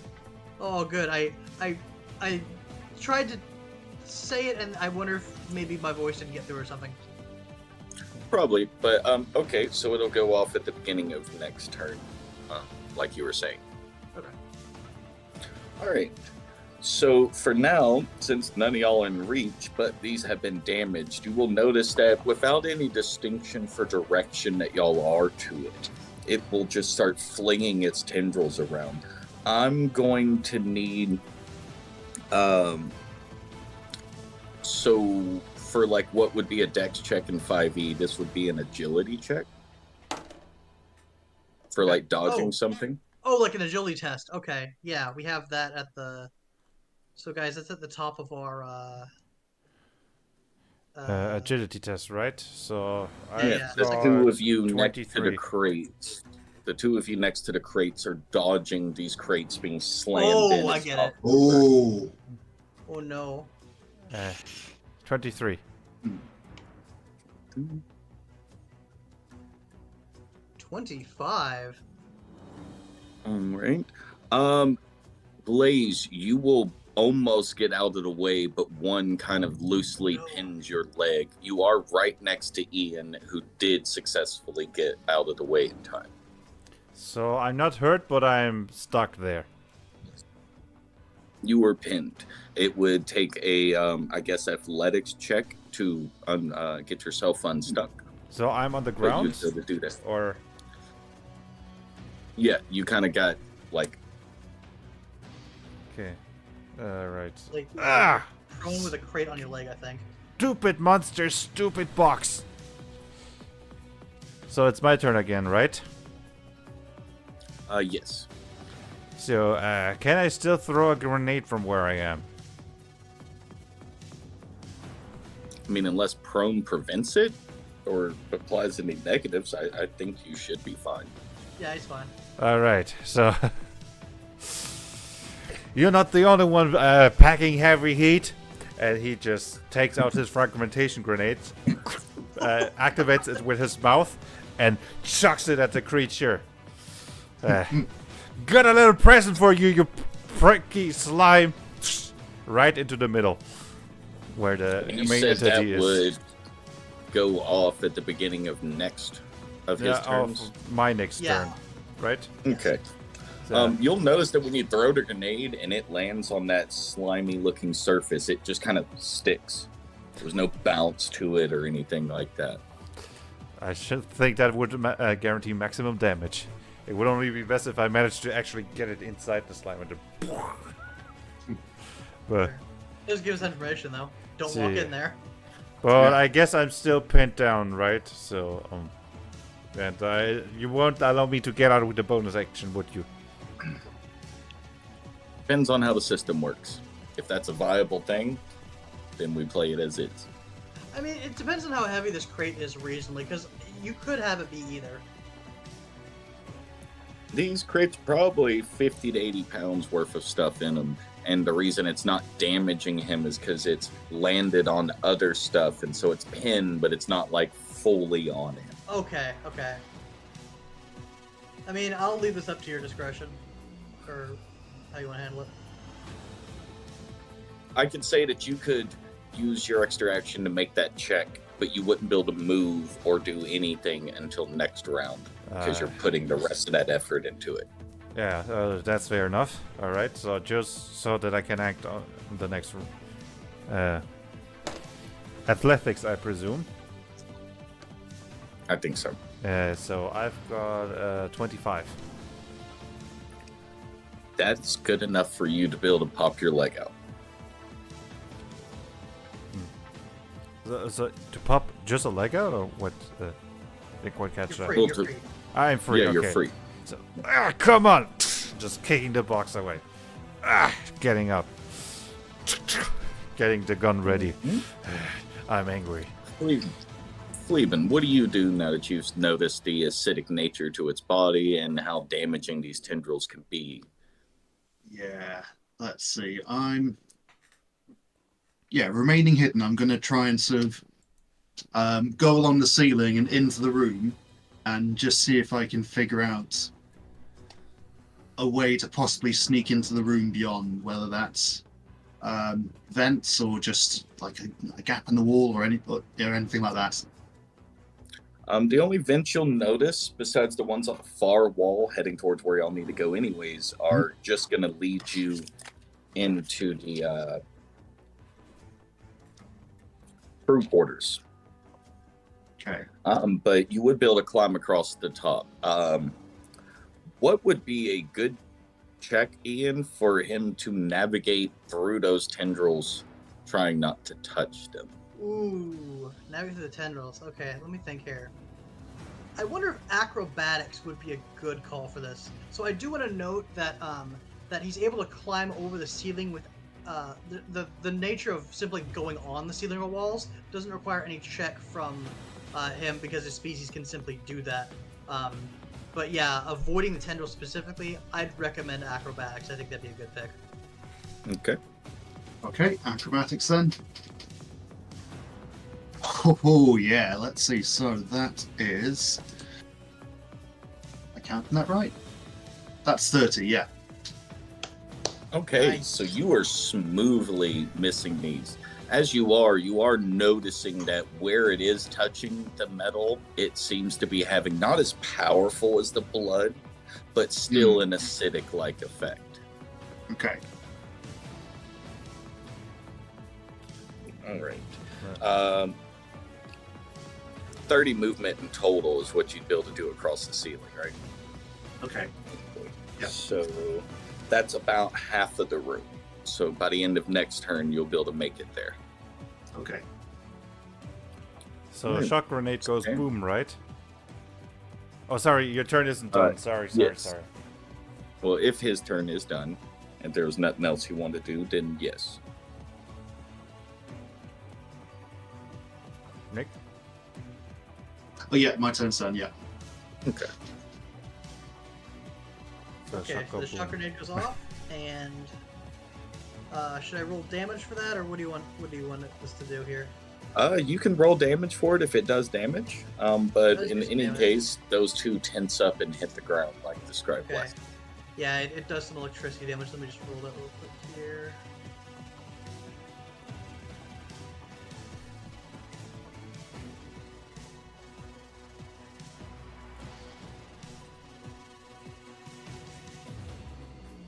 Sorry, computer's lagging a little bit. Ooh.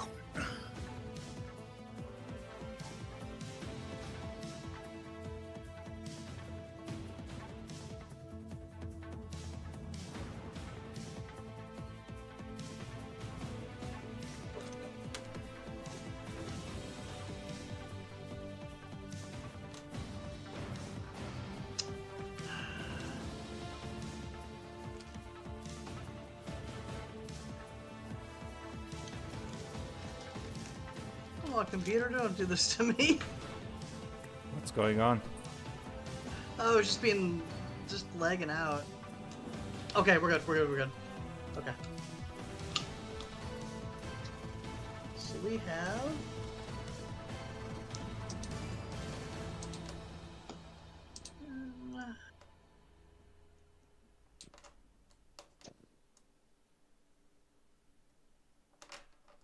We have 14 electricity damage. Right. All right. And as I said, those two were stunned. They tighten up and kind of hit the Perfect. ground. Excellent. Just as planned. Alright, so I'm just gonna go and get my just pull my hand truck along and get that battery hooked up. hmm At that point, the entirety of the normal blue and yellow emergency lights will pop on in here, as well as the standard lighting. As well as now the AI seems to consistently be fuzzy and staticky sounding. Uh-oh. Okay, so at this point I'm gonna get out of the way, so I'm gonna pull that hand truck all the way back here. Just to make sure it's out of the tentacle's reach, because I still have my final battery on there that I'm gonna eventually need to deploy in the next room, and I don't want it getting destroyed by a stray tentacle. And I think, let's see. So I'm guessing it was probably a standard action for me to load in the battery. Yeah. Okay. So I still have my bonus action left. I'm going to use that to pull up my PDA and just to have that ready, so I'm accessing the network, and on my next turn I'll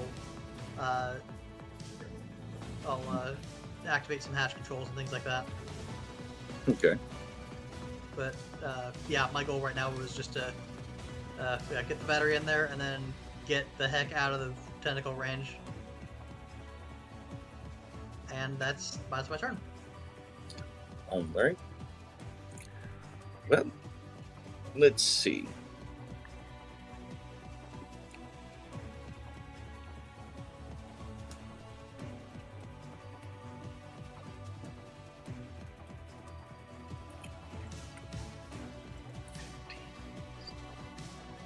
Okay. Them with the tentacles flinging all around and just kind of erratically hitting stuff. Are you hit, Fleabin, with a 30? Right, so I need to roll evasion. No, No, it's just alright. you check your evasion, and if Oh, if that 30 is equal to or greater than your evasion, you get hit. it's greater than. Oh boy. Okay. You said you get hit? Yep. Okay.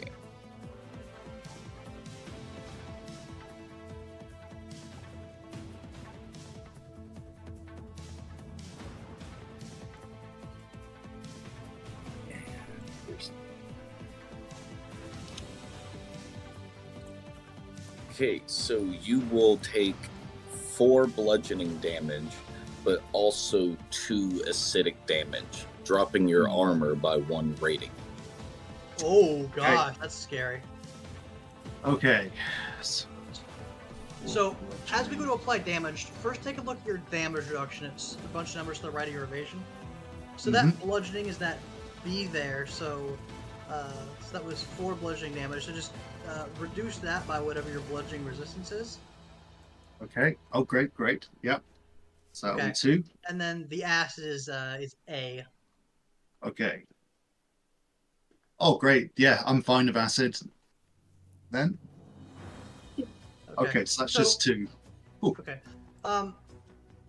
So just so I'm following along here, Eternal GM, you said it reduces his armor. How do you want to handle this? Didn't you say that there was like an armor point thing that was basically a damage reduction or something that's minusing 1 from that? Okay, so I think what this means then is after we've applied that damage, the damage reduction of your armor I think is going to decrease. And if I'm understanding correctly, go ahead and decrease the damage reduction for all damage types of your armor by 1. Right. Okay. If you do want to like write the number down on your character sheet, there is a row of miscellaneous boxes there just below the damage reduction that you can type in. Yeah. So you can put like a minus 1 in each of those if you want, and it'll auto apply. Yeah. Okay. That sounds like a good plan. Oh dear. Am I? Okay. So once I'm hit, do I get flung around at all, or am I able to stay where I am? I would feel that it'd be necessary to do a check to say that you were still clinging on up there. Yeah. Okay. That sounds fair. So, what would that be then? So a strength check, probably. Probably. Do you want to have him do like athletics or something of that nature? I think either one could be fine. I could see him like getting hit and rotating around with acrobatics, or just holding on for dear life with strength. Okay. Yeah. I'm gonna do acrobatics. Makes sense. Okay. That is dirty 20. 30-20, you barely are able to hold on. Ooh, that must have been a hard hit. Yeah, I'm picturing he manages to hold on with a single tentacle and then kind of pulls himself back up.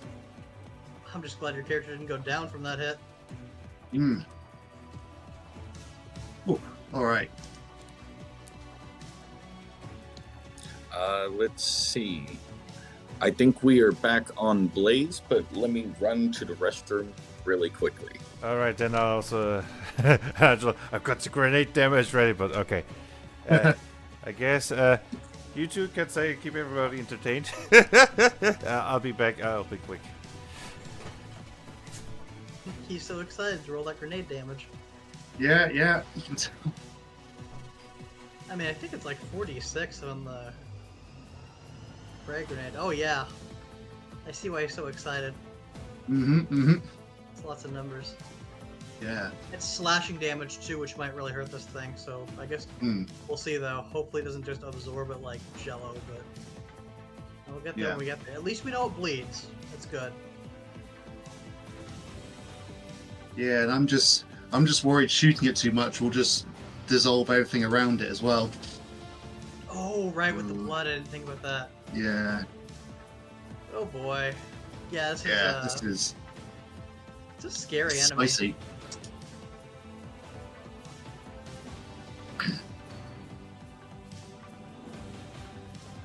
So how do you feel this is going? Are we doing the game justice? Honestly, I am impressed we're doing as well as we are. I think a lot of it was due to just us being very cautious with our approach. Like this is just kind of a word to the audience here. This game is a lot more dangerous than something like Dungeons and Dragons. If you run in to a situation and you're not thinking about what you're doing, you could end up in a very, very bad position. So yeah, definitely, especially in a situation like this, when there's something on board. That's why we're gonna check our corners. We got to be very careful because you just never know what's out there. It's a pretty hostile environment a lot of the time. But yeah, we were cautious and it's really paid off so far.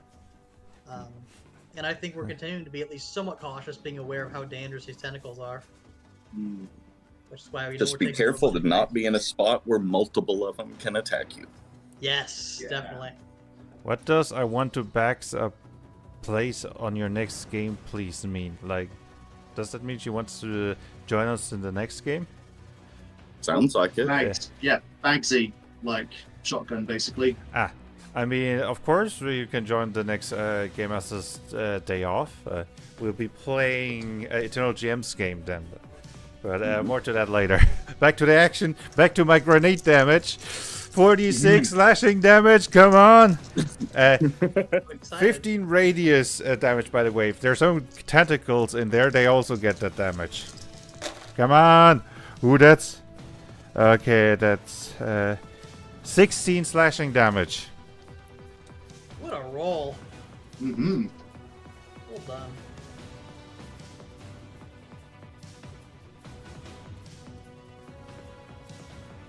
Trill GM, you there? Yes, I was doing number stuff. So, 3 of them are actually severed into multiple pieces from that explosion. Nice. In the area now, even by your feet, by next round, you will have enough of the acidic blood to be a problem for where you are standing. Okay. Then, still my turn. How many tentacles are still standing? 3 of them. 3. Okay. Is there anyone that looks more damaged than the others? Nope. Actually, they are exact same health-wise. Alright. Then I'll shoot the one that's closest to me. That's natural 17. Nice. Plus 15 was right. So that's 32. Yep, that will hit. And we're doing 4 plus 5, 9 damage. As I'm also just moving backwards, back to the main door to take cover. Also, right next to the door. Alright, to get out of the way of the blood, yeah. Okay. That one is now bleeding all over the place. What fun. So, about how far is this blood spreading? Well, these tentacles are coming out on the map basically past the thing. Like, if you look at the slimy surface, that's 15 feet away from it. It's got a 30-foot reach with them. Right, yeah. I mean, the tentacles that have been severed, I'm trying to figure out kind of how far the blood is spreading. By the time of your next turn, you will be dealing with acid on your boots. Okay. Oh boy. Alright. But yeah, my turn's done, so... Nickety nick nick. What's Fleeben Okay. doing? What's Fleeben doing? I think Fleeben is going to, having got his breath back from that attack. I can't believe as the most stealthy character, he's the first one to get attacked. That's one of the interesting But- things. A blind Yeah. creature does not have to see you. That's true. Might as well be Serves standing you there. right. So you're slightly better than you're beating my just that wonderful perception value I have. Trained and everything, super high acuity and but whatever. Shoot it. Or whatever your plan is. Yeah. I'm going to continue going along to the far side. So I think you said there's a kind of vent over roughly where the door is. I'm not going to exit, but my thinking is get there and lay down covering fire so that these two can get through. Okay. Yeah, you're above the door where a vent for thing is located. You can see through it. It is dark, so you can't really see much until everything is powered up in this room. In the next room, there won't be any lighting, but the door is operable if you can get to it. Okay. Yeah, I think I'm going to try and sort of make a way through for them. So yeah, I'm going to. So I'm kind of above the door, right? Mm-hmm. Yeah. All right. I'm going to climb on down and see if there's something I can do about the door. See if I can open it up. Mm-hmm. You'll be able to easily just open the door through normal means Great. now. But you will notice that the slimy surface it's not that the grenade's stuck, it's that it's thick. So when it hit, it kind of got enveloped. It's not a sticky surface, it still seems really slimy and oozy. Yeah. Okay. All right. I think first step, open a door. Then I'm going to clamber back up and see what we can do to kind of clear a way through. Y'all haven't noticed anything that would actually make this kind of like clear out. The electric seems to stun it, which is probably the only hope y'all had on it not fully taken over the AI system already. We'll do what we can. Hmm. I've got some ideas. But we'll see where we go with that. I mean, I don't have any way to deal shock damage. There. So Either. you just want to be prepped right there and waiting for something to happen, kind of prepped action like. Yeah, that's right. So, where's your character exactly? So on the far side of the room, over by the door. Is he like over the slimy surface? Oh no. Yeah, if he was to fall, he would have some issues. I'm more concerned about what might happen if that door opens. Let's just hope there isn't a vacuum on the other side, for his sake. Oh. Yeah, remember my character was gonna try and suck the entity through the door. Oh, yeah. Now that's Ink. not the door he's talking about. The landing zone rectangle thing, if you see the big black lines, that's the actual edge of the big loading bay door. So if that opens, if y'all are in the room, it could be a problem. Oh, for sure. Yeah. Okay. Yeah. Okay. So,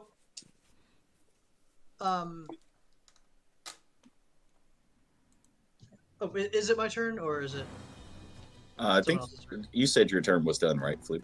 Yeah, that's right. Okay. So now that I'm getting a good look at the entity here, so you mentioned that it was. Okay, let's go back to where those tendrils were sort of like reaching. Not its big tentacles, I think, but the ones that were like reaching into like the power. Okay. Okay. What about him? What's the nearest, I guess like machine component or like ship component, along that, electrical line? If you had to make a judgment call on what these things are actually going at, it's the central power and communication lines that run through the center of the spine of the ship. Okay. It doesn't seem to be paying much attention to the outer hull or any of the rooms directly. It's trying to go at the central connections. Okay. So here's what I know here. I know that. So I know that we have the bridge at one end. And I know that the electrical energy is created through the action of the engines themselves through a generator functionally. That's at the rear of the ship. So logically, these tentacles are reaching down that main line. So, what I'm going to do is I'm going to, let's see, this is a bit of a risk, but I'm going to hack into the, I don't know what you call it, hack. I'm going to, from my PDA, and through the ship's network, remotely, I'm going to access the bridge computers. Hmm. And I'd like to have them send a signal to draw as much power from other systems as they safely can to the front of the ship. My goal being to run a huge surge of electricity through that's going to hit these tendrils from the entity, and it's going to shock the heck out of it. Okay. Go ahead and attempt your check. Okay, what would you like me to roll? What would be the hack check? That is that's a good question here. So I have access to the computer, so that's not necessarily a problem. Would you like me to make like a knowledge electronics check to see if I can finagle the thing into doing it? Okay. Let's roll that. My goodness, how are these rolls so good? I'm not complaining. I don't wow. know. I'm sitting here going like, Jesus, we wrote down like 20, 25, and 23 is the checks for y'all to pass. And I'm like, yeah. Whatever. I mean, we do Pinnacles have are high supposed to be modifiers. harder to hit. No. The titles are phenomenal. Yeah, y'all. You know what? Y'all have been Maybe rolling. the game's going easy on us because it's our first time. Or the Hi, dice dodge I'm save your for tutorial getting eldritch food and monster. I hope you're having a nice day. So that's a 34 on my knowledge electronics. Yeah, you're able to do that. Alright. How much... Would you like me to roll some kind of damage, or how do you want to handle this? So the tentacles would be the things that take the damage. The central base is actually built for dealing with electric. So you were going to stun the tentacles that it's reaching in, because that's its central core reaching out to absorb. Okay. You're not actually damaging those, but you have stunned the whole operation of this creature for a turn. Awesome. So we are... If nothing else, I've greatly delayed its progress at trying to take this thing over. Is what I'm getting out of this. Nice. Okay. The only other thing y'all will notice before it will be back on y'all's round of turns again because of this is the AI has completely gone silent and the lights have gotten a little staticky of the emergency lighting. Fair. Okay. Although, to be honest, I'm not sure how much my character would know is just due to what he just did there. I mean, it would kind of make sense if power was dropped from other things for this, so... But yeah, I guess we'll see what this means here. Okay, I got an idea. Again? I know, but this one's a good one, hopefully. If we clear the room, maybe I can remotely open the landing bay doors and suck this whole thing out into space. Maybe. Okay. How? Well, I'm just gonna access the computer and tell it to open those doors there. See where the landing zone is? All right. Wait. We gotta get clear, or we're gonna get sucked out into space. So we gotta go back. I'm already outside. Okay, all right. Let me start heading just, through. You know, the jellyfish in the corner must be. Hey, Blaze, we don't know anything about a jellyfish. What are you talking about? I mean, he's been active. Didn't you shoot once? Or okay, whatever. I'm not sure he's done anything because to notice him, but I could be wrong. Anyway, I've been doing some my char- selfie shooting. Yeah. all right. So how I figure I'm gonna do this is I gotta balance it between not metagaming but also not being a total dick and end up killing a party member. Stanley's gonna just head back through the door, and he's gonna close the hatch on his next turn. Okay. So we're heading back the way we came towards the bridge, or heading back into that next room. Okay. Then the creature is stunned right now, right? Mm-hmm. So it's You'll my have turn one free again. turn. So I'll try to buy as much time as I can shooting the tentacle that I shot before. It's what? It's not like I I'm can just do. laughing. What? I'm just laughing. It's like I'm gonna shoot the dead tentacle. Wait! Oh, it's already dead. I thought it was still alive. Okay, never mind. Well, you got 3 of them that are alive. You just said the dead tentacles. And I was like, Okay, whatever. So, is there an injured tentacle or not? yes, there are 3 of them. One more damage than the other 2. Okay, I'm shooting the damaged one. All right. That's 21. Well, okay. Y'all's first miss.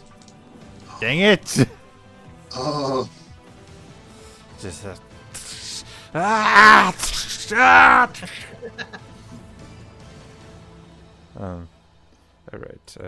Don't forget to remove me ammo.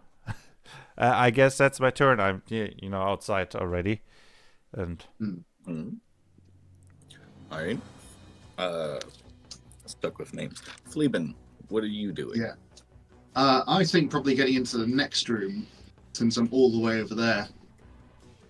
It's dark in there, but it's better than the infinitely dark void of space. So I'm going to go in there. All right. You will build. Are you going through the door or are you going through the vent? You said the vent was kind of sealed. Oh no, you said, was it sealed up or was it just too dark to see anything? Too dark to see anything. Okay, yeah, I'm going to go through the vent. Is there a way to seal the vent? Um, The vents will seal. So if there's a whole breach or just a vacuum, such as what happens when the landing zone doors open, hatches will seal over the vents automatically. Okay, yeah, just quick as I can, just whiz through the vent into the next room. It is extremely dark, but with some of the lighting coming in, you can kind of see basic shapes, and everything doesn't look messed up, basically. so you go in and you see 30 tentacles.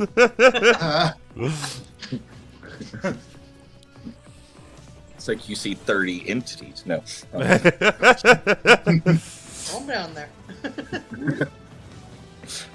All right. So this was just the baby. Oh no. So is there anything else you can do on your turn besides having got in there? I mean, honestly, just getting in there is his priority. If there's something immediately that's a threat to him, he'll deal with that. If not, he's just gonna kind of brace himself for and listen out for the exiting the next room. All right. Well, Stanley, it's up on you. All right. Stanley's gonna close and lock down this hatch just for a moment, and then he's going to pull out his PDA, access the network, and set that the hatch at by the landing zone to open. All right. You also, now that the door in the area is fully powered up, will be able to open a kind of viewport with like protection so you can see through, but there's no issue with the vacuum. You will see as it slowly rips apart from the wall and kind of pulls some out, but some will stick in the walls while the main entity goes out. Is it still moving? The tentacles that are in there, they seem to have slithered into the walls entirely to avoid whatever situation's going. So we still have three rogue tentacles creeping around. Not the big ones that were attacking you. Those went with the entity, but part of the entity that extended into the walls separated from the main body. Okay. All right.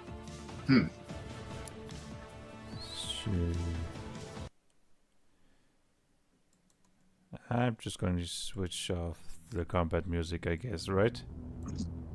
Yes, fair enough.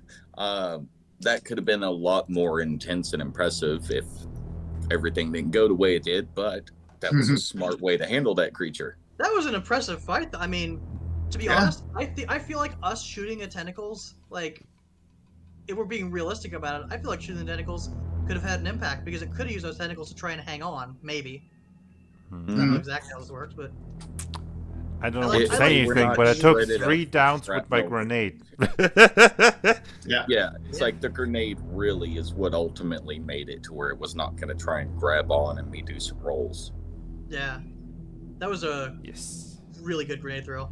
For a second, I thought I was useless, more or less, but then, like, yes, I did something. Believe in yourself, Blaze. Anyway.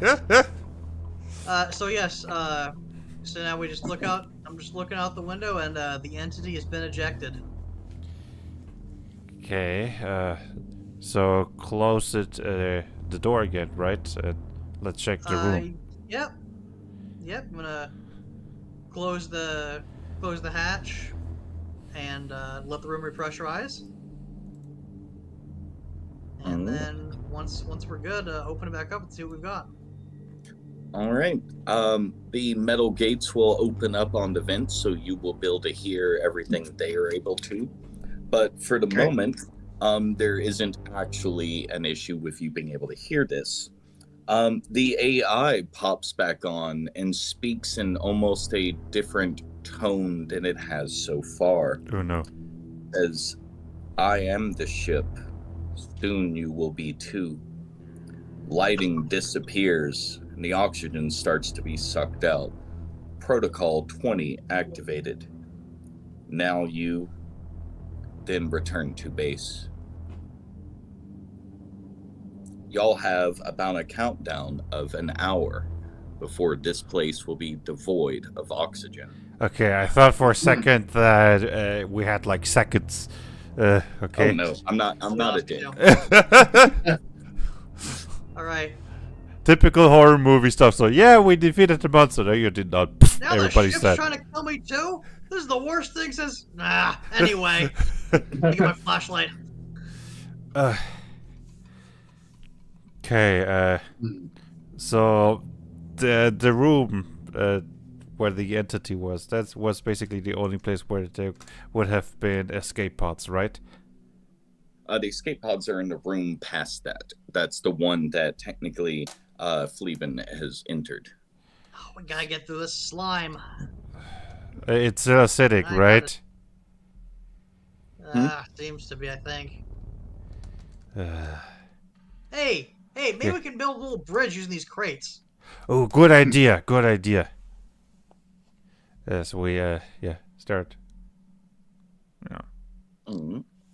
I'll say y'all shift them on there and realize once you can get them onto that slimy surface, they slide like really easy. Yeah, this would have been a slipping hazard if y'all tried to move at quick enough speed. A spicy slipping hazard. You know, Penny completely lost it. She's like, "This is your payback for hurting the poor monster baby." Oh my god. I could just picture like one of y'all like slipping into this falling face first. I think I'm okay. Wait, no. Oh, no.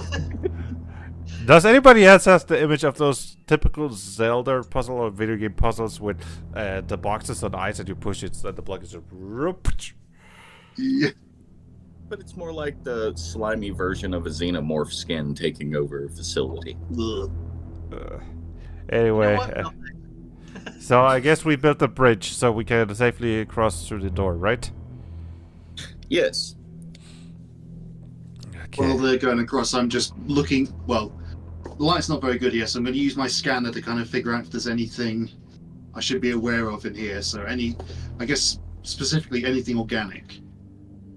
So when you're doing the scan on that, you will notice that there's nothing specifically in the room, but those tendrils have almost caused a webbing through the inner systems of the area.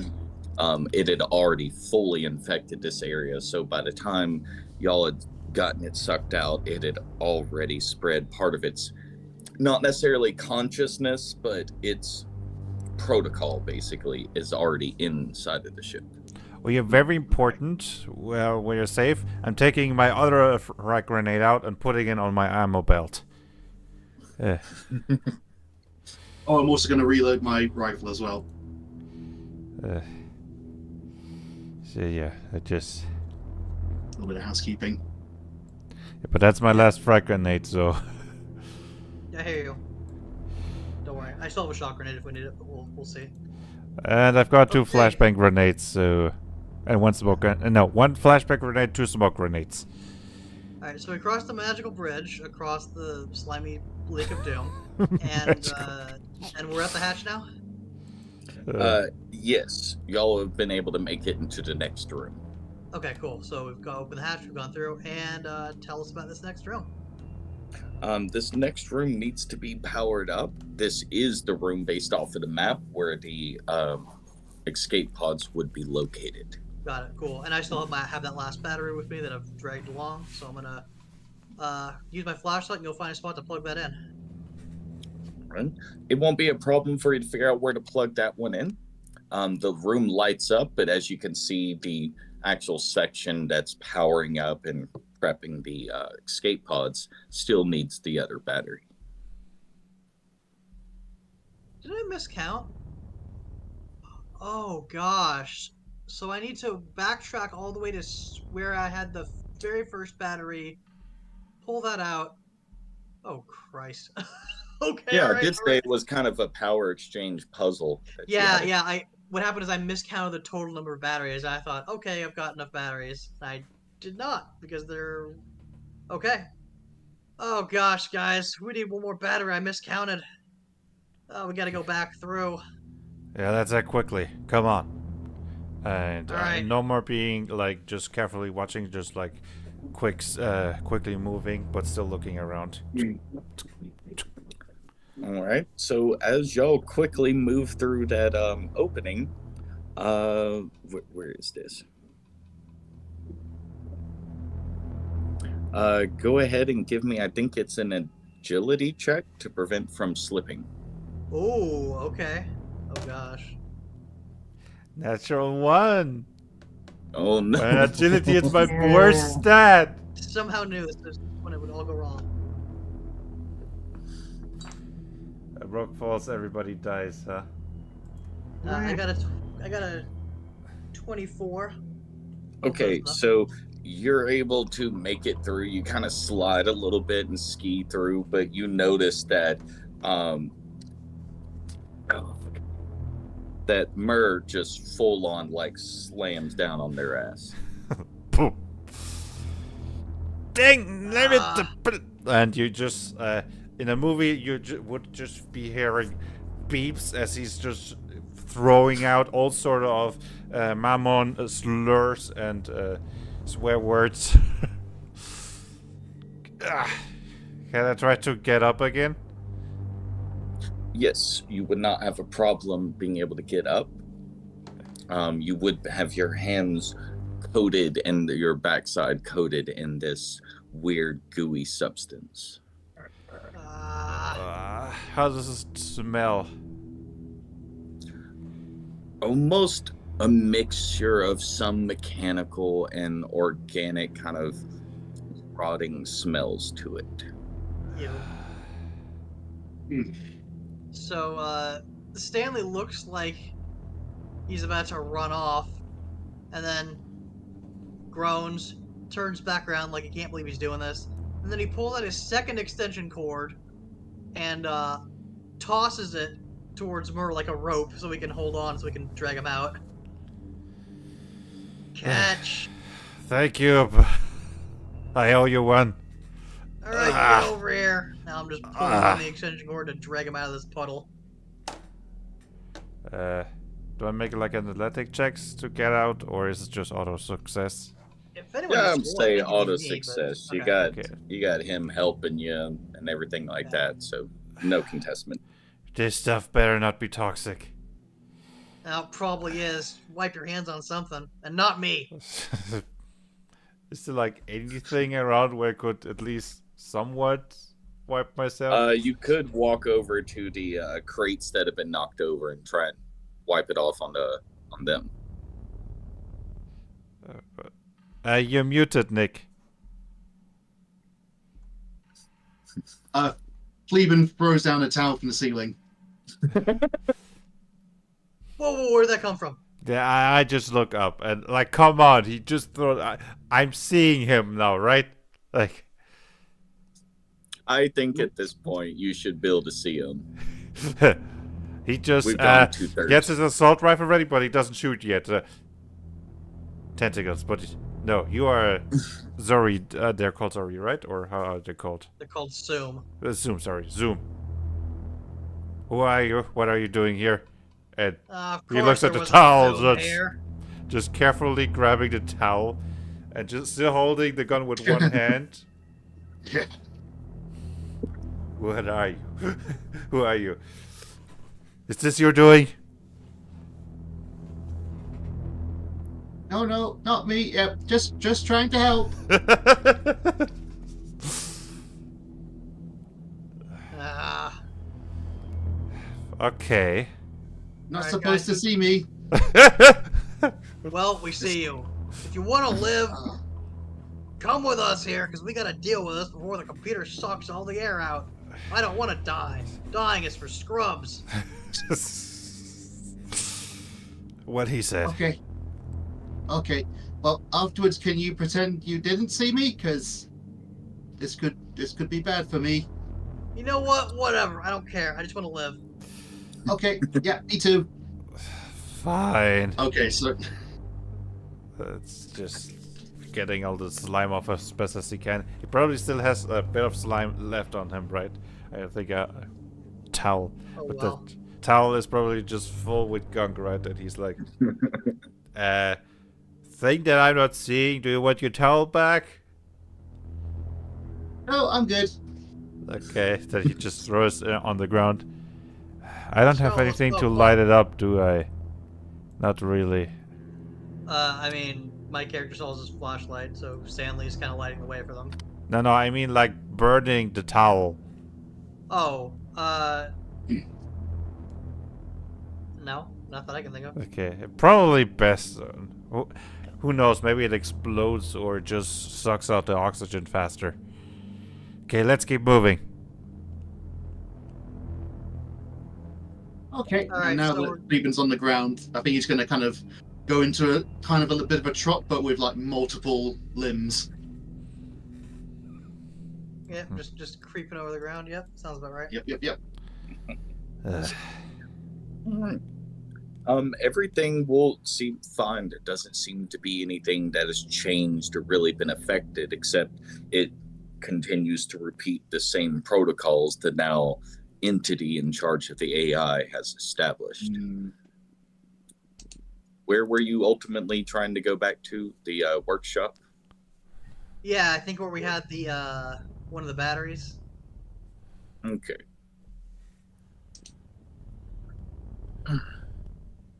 Okay, let's grab You were it able- and yeah, sorry. You're able to get in there no problem. On the way back, the AI seems to have locked one of the doors in your way. All right, listen here, Buckaroo. And it's hacking time. So first of all, can I access the central computer on the bridge? From this distance, with the amount of damage to the ship, it would be an issue, be a much higher check. You could directly hack the door, or you could go back to the bridge and handle it from there. Oh, sorry, I meant the bridge. I'm going to the. Oh, are you? Oh, so you're saying the door that's locked is the one between the workshop and the crew storage? I was saying, let me go back to the map. So you Okay, went to the workshop to grab the batteries, and once you Right. would go through the activity area to get back to the storage bay, the door between them is reshut and locked. Hang on, I'll take care of this. So I'm just gonna run all the way through crew storage towards the bridge. Time to take a personal hand in this. All right, so can I make it to the bridge? Mm-hmm. Okay, I'm gonna try and get directly into that central computer there, All right. and what do I see here? First of all, am I able to do anything in the central computer, or am I Well, the locked out or central something? computer still has the battery. Well, this room has the battery tied to it, so everything's still powered up. Got it. At this point, you would still see the file 21 information opened up on the main console. Hang on. Let's mess with this here. Okay.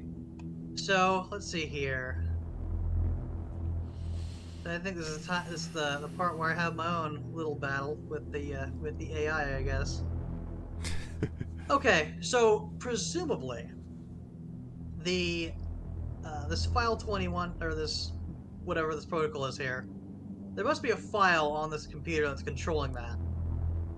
And I'm gonna try and find it and either modify it or delete it so it isn't basically taking over the computer anymore. File 21 was just the information for the what y'all had to do upon waking up. Okay. What but you're still, referring to is Protocol 19 and 20. Protocol 19 is a ship kind of decontamination. All oxygen will be removed, and then other gases will be pushed through if that process completes to kill off any infections and various other things. Currently, y'all are being looked at as the infection. Protocol 20 is in case of emergencies, reboot power, separate it to keep crew alive, and head back to home. Y'all all realize if this makes it back to the home base, this will just spread. Right. Okay. So I need to disable that last protocol. Okay. So how do we want to go about this? So I have a few, depending on how technical you want to get with this, I've got a few things. Um, I can look at the actual files on here and write a script to try and mess with them. We could keep this to a simple knowledge electronics check. We could do kind of any number of things here. Well, let's have you write the script because you prepared that a while ago. Well, I prepared a oh yeah. The thing is, the script I prepared there is actually I wonder if that. Hang on. I'm just thinking here. If the script I wrote would be still useful here, because the script I wrote tells it to depower everything, send power to one location, and then return power to normal. But wait, is that still relevant? I originally was writing that to try and use it to zap the entity, but then we learned the entity wasn't the core of the entity wasn't in the power system, so it became kind of invalidated.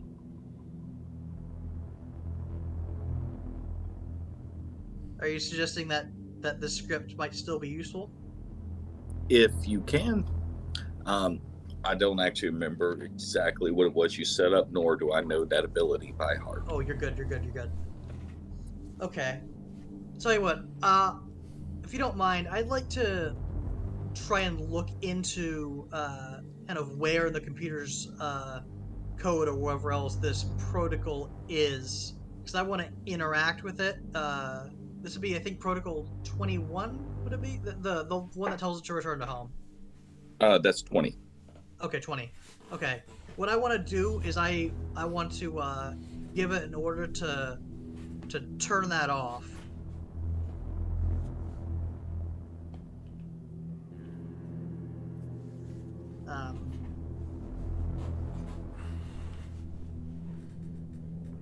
Is there code that's resisting that? Right now, any checks to do or change something in the system, you are actually competing with the entity itself now. Okay, It's there's not actually a just pretty hacking a computer. got it. There's actually a pretty good way to handle this. What I could do, if you want to do it this way, is I have an electronic technique called minor exploit, and it's normally used for like accessing a computer, but what it's used for like overcoming like a computer security or something. So if there's something in here, like the entity that's fighting me, we could, if you want, use that to handle it. What it does is it forces the uh, entity to make a test against me, and if it fails, then I can override it. You want to do it that way? Sure. All right. Okay. That's Uh, so I needed to make an endurance test.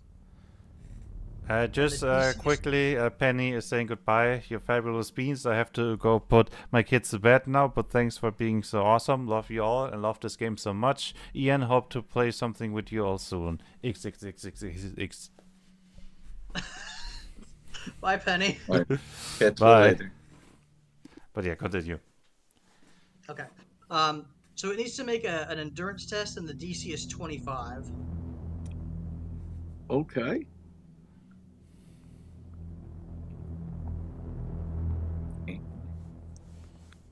I get a 33. I rolled Well, high for once. Crap. Oh, Yeah, man. a natural 18 plus 12 plus the 3 thing. So, yeah. All right. New plan. We don't need this computer anyway. And I'm gonna go take out that battery. All right. Removing the batteries, no problem. What do y'all do next? Question. Okay, so first of all, is the bridge computer shut down? It has minor power, basically enough to sit there and keep reposting the what was it called? Protocol 7. It's Question. basically the emergency one that's alerting all available crew. Could we like open up the computer part? Me just putting in my frag grenade, closing it up, and running out of the room. I mean, you can. Of course, I talk to. Can we like?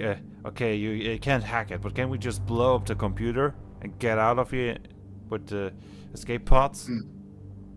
That's kind of what I was thinking. Now, before that, Stanley would know that y'all would have to open basically the doors and for the preparation of the pods from Right. here. Fortunately, well, the thing is, the pods, and you know what? I apologize. You're the GM here. Okay.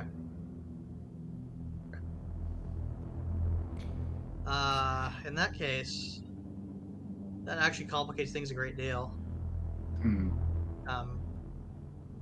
Normally, the escape pods that I have are set up they have their own computers and their own systems in there so that the people inside can sort of steer them where they need to go. It's not that they have to be steered or anything like controlled like that.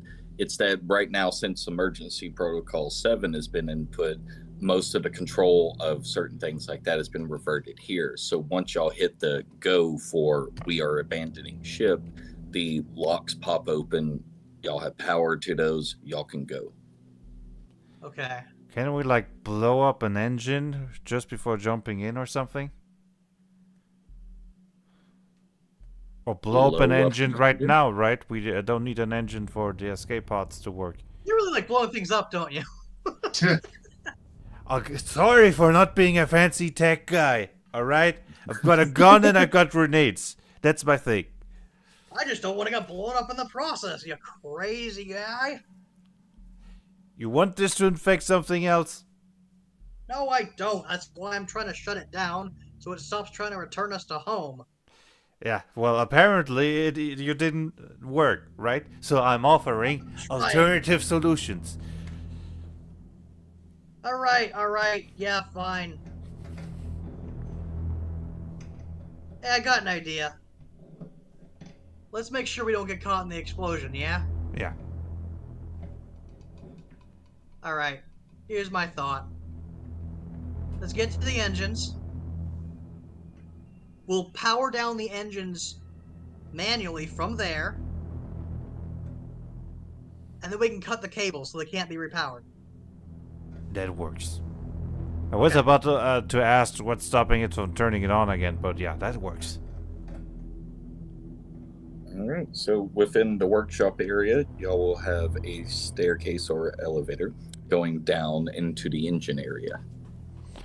I'm gonna take the staircase, just FYI. I don't want this computer locking me in the elevator. Yep, same. Good point. Could use a bit of cardio anyway.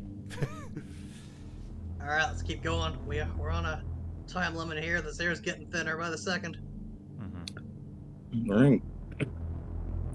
Into the engine rooms, everything is depowered down minorly. It's got the emergency lighting stage up, but you can easily see where everything is. Towards one wall, you can see that where it was kind of towards where the entity was, you see some of that black ooze on the wall covering, starting to take over this room. Alright. Let's see. I'd like to try something. I'd like to try and do a soul tag. So, let me bring up this here. That's a great idea. Yes, it allows me to basically tag a creature which I can know the exact location of. So, what I'm thinking is if this is a big interconnected creature, if I can see a bit of it and tag it, I can then see the rest of it.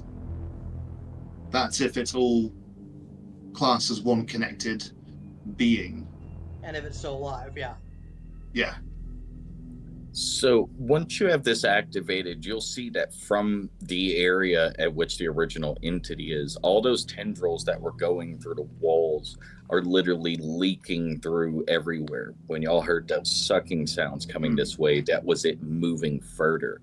It's a connected, almost webbing that looks like it had done most of the job of taking over the ship.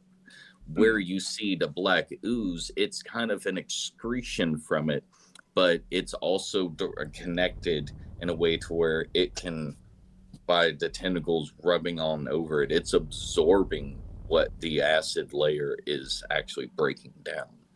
So you can tell that in certain places where there should be ship, it has been completely replaced by this entity.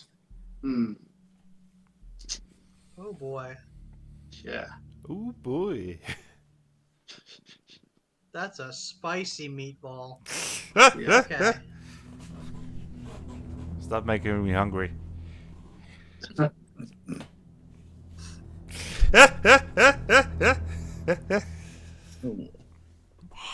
Alright.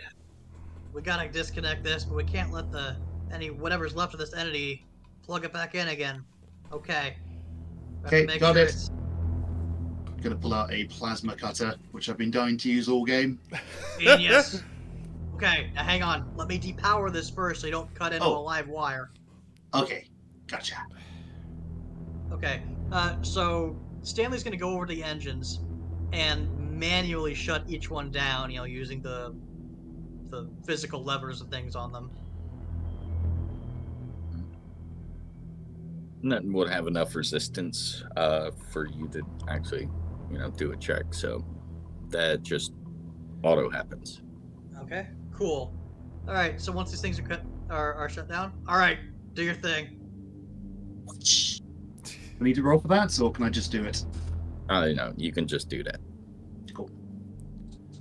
Right. Sorry, you didn't hit the wire's agility. It dodged out of the way. Oh, sorry. Missed. Fallout 1 logic.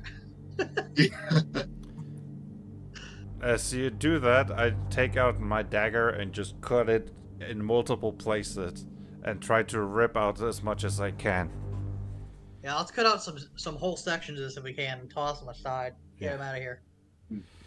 Better make sure that it doesn't activate some kind of drone or gets another tentacle and makes any repairs. Yep. Hey, why don't you take that plasma cutter and kind of sear the ends of this too? Just get them all, melt these wires together too, on the cables. Ah, on, yes, like the like ends of the cable, cauterizing. yeah. Yes, Basically, I can yeah. do that. Yeah, so just going to heat the ends and just try and sort of solder the wires together so that they can't be, more difficult to reconnect them. And I just continue making as much damage as possible while he is Yep. rising those. All right. The I don't know which one of y'all's little PDAs would have the info, but one of y'all is bound to have written down kind of like a timer to keep track of the oxygen. Oh yeah, I got it. So it's gotten down to 30 minutes remaining. Okay, guys, we got only 30 minutes left. Let's get out of here. I agree. Okay. So, yeah. Y'all we are got able it. to make it. Yeah, so we gotta head all the way back, I guess. Yeah, y'all make it all the way back. You got the second battery. Y'all plug them up. Takes about 6-8 minutes for them to charge up. And y'all are able to go ahead and get in them. Is there any complications with y'all all fitting in one of them? No. Or these- So a standard escape pod does hold 4 people. Okay. I'm not So that y'all fat.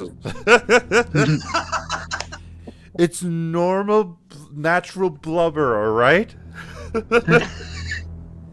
So So I got a question for you. what you got? Is there more than one escape pod here?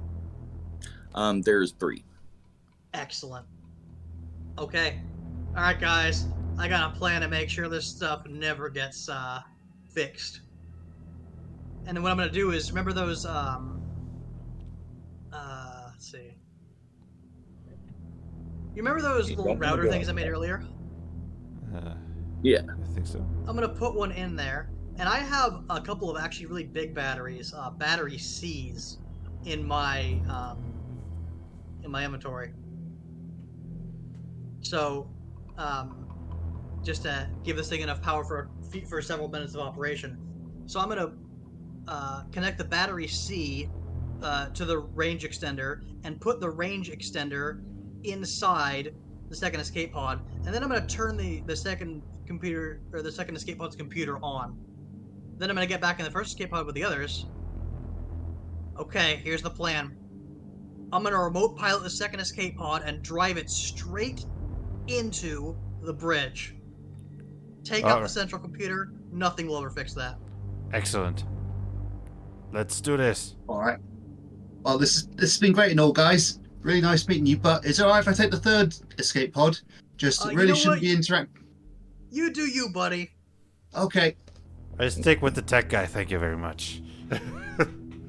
All right. I've got this feature that's poison touch. So I'm gonna kind of put on a glove and kind of shake their hands. Don't poison this. Oh Yeah. god, he stung me. Okay. All right.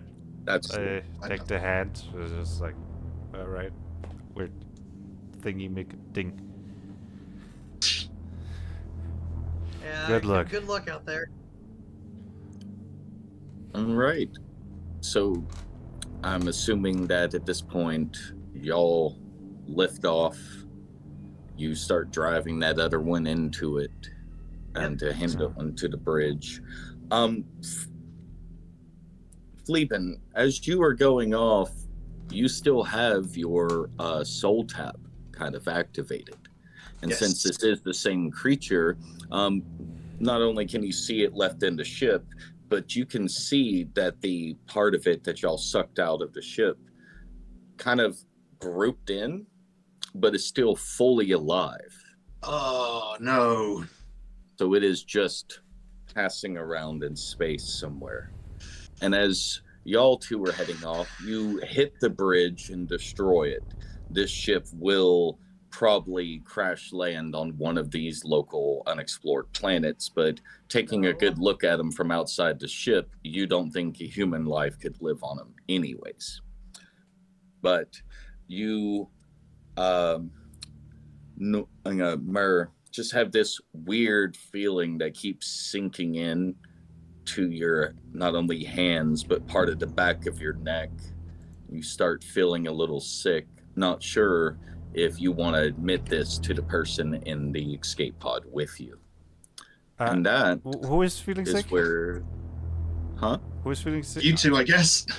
Well, I- you I am you feeling specifically, Blaze, your character, the stuff you got on you is actually a part of the entity's excretions, which helps it take over other life forms Oh. and Am structures. I? You said, am I willing to admit that? Right?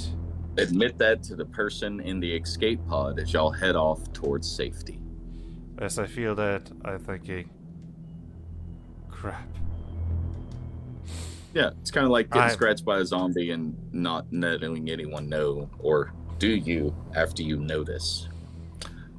What's the name of the Mormon Federation, government, whatever? The Galactic Federation? Uh, Or the Galactic Union? no, of the Mammon. Where, you know, Oh, the Mammons. Mammons. Yeah. Oh, give me a second to look this up.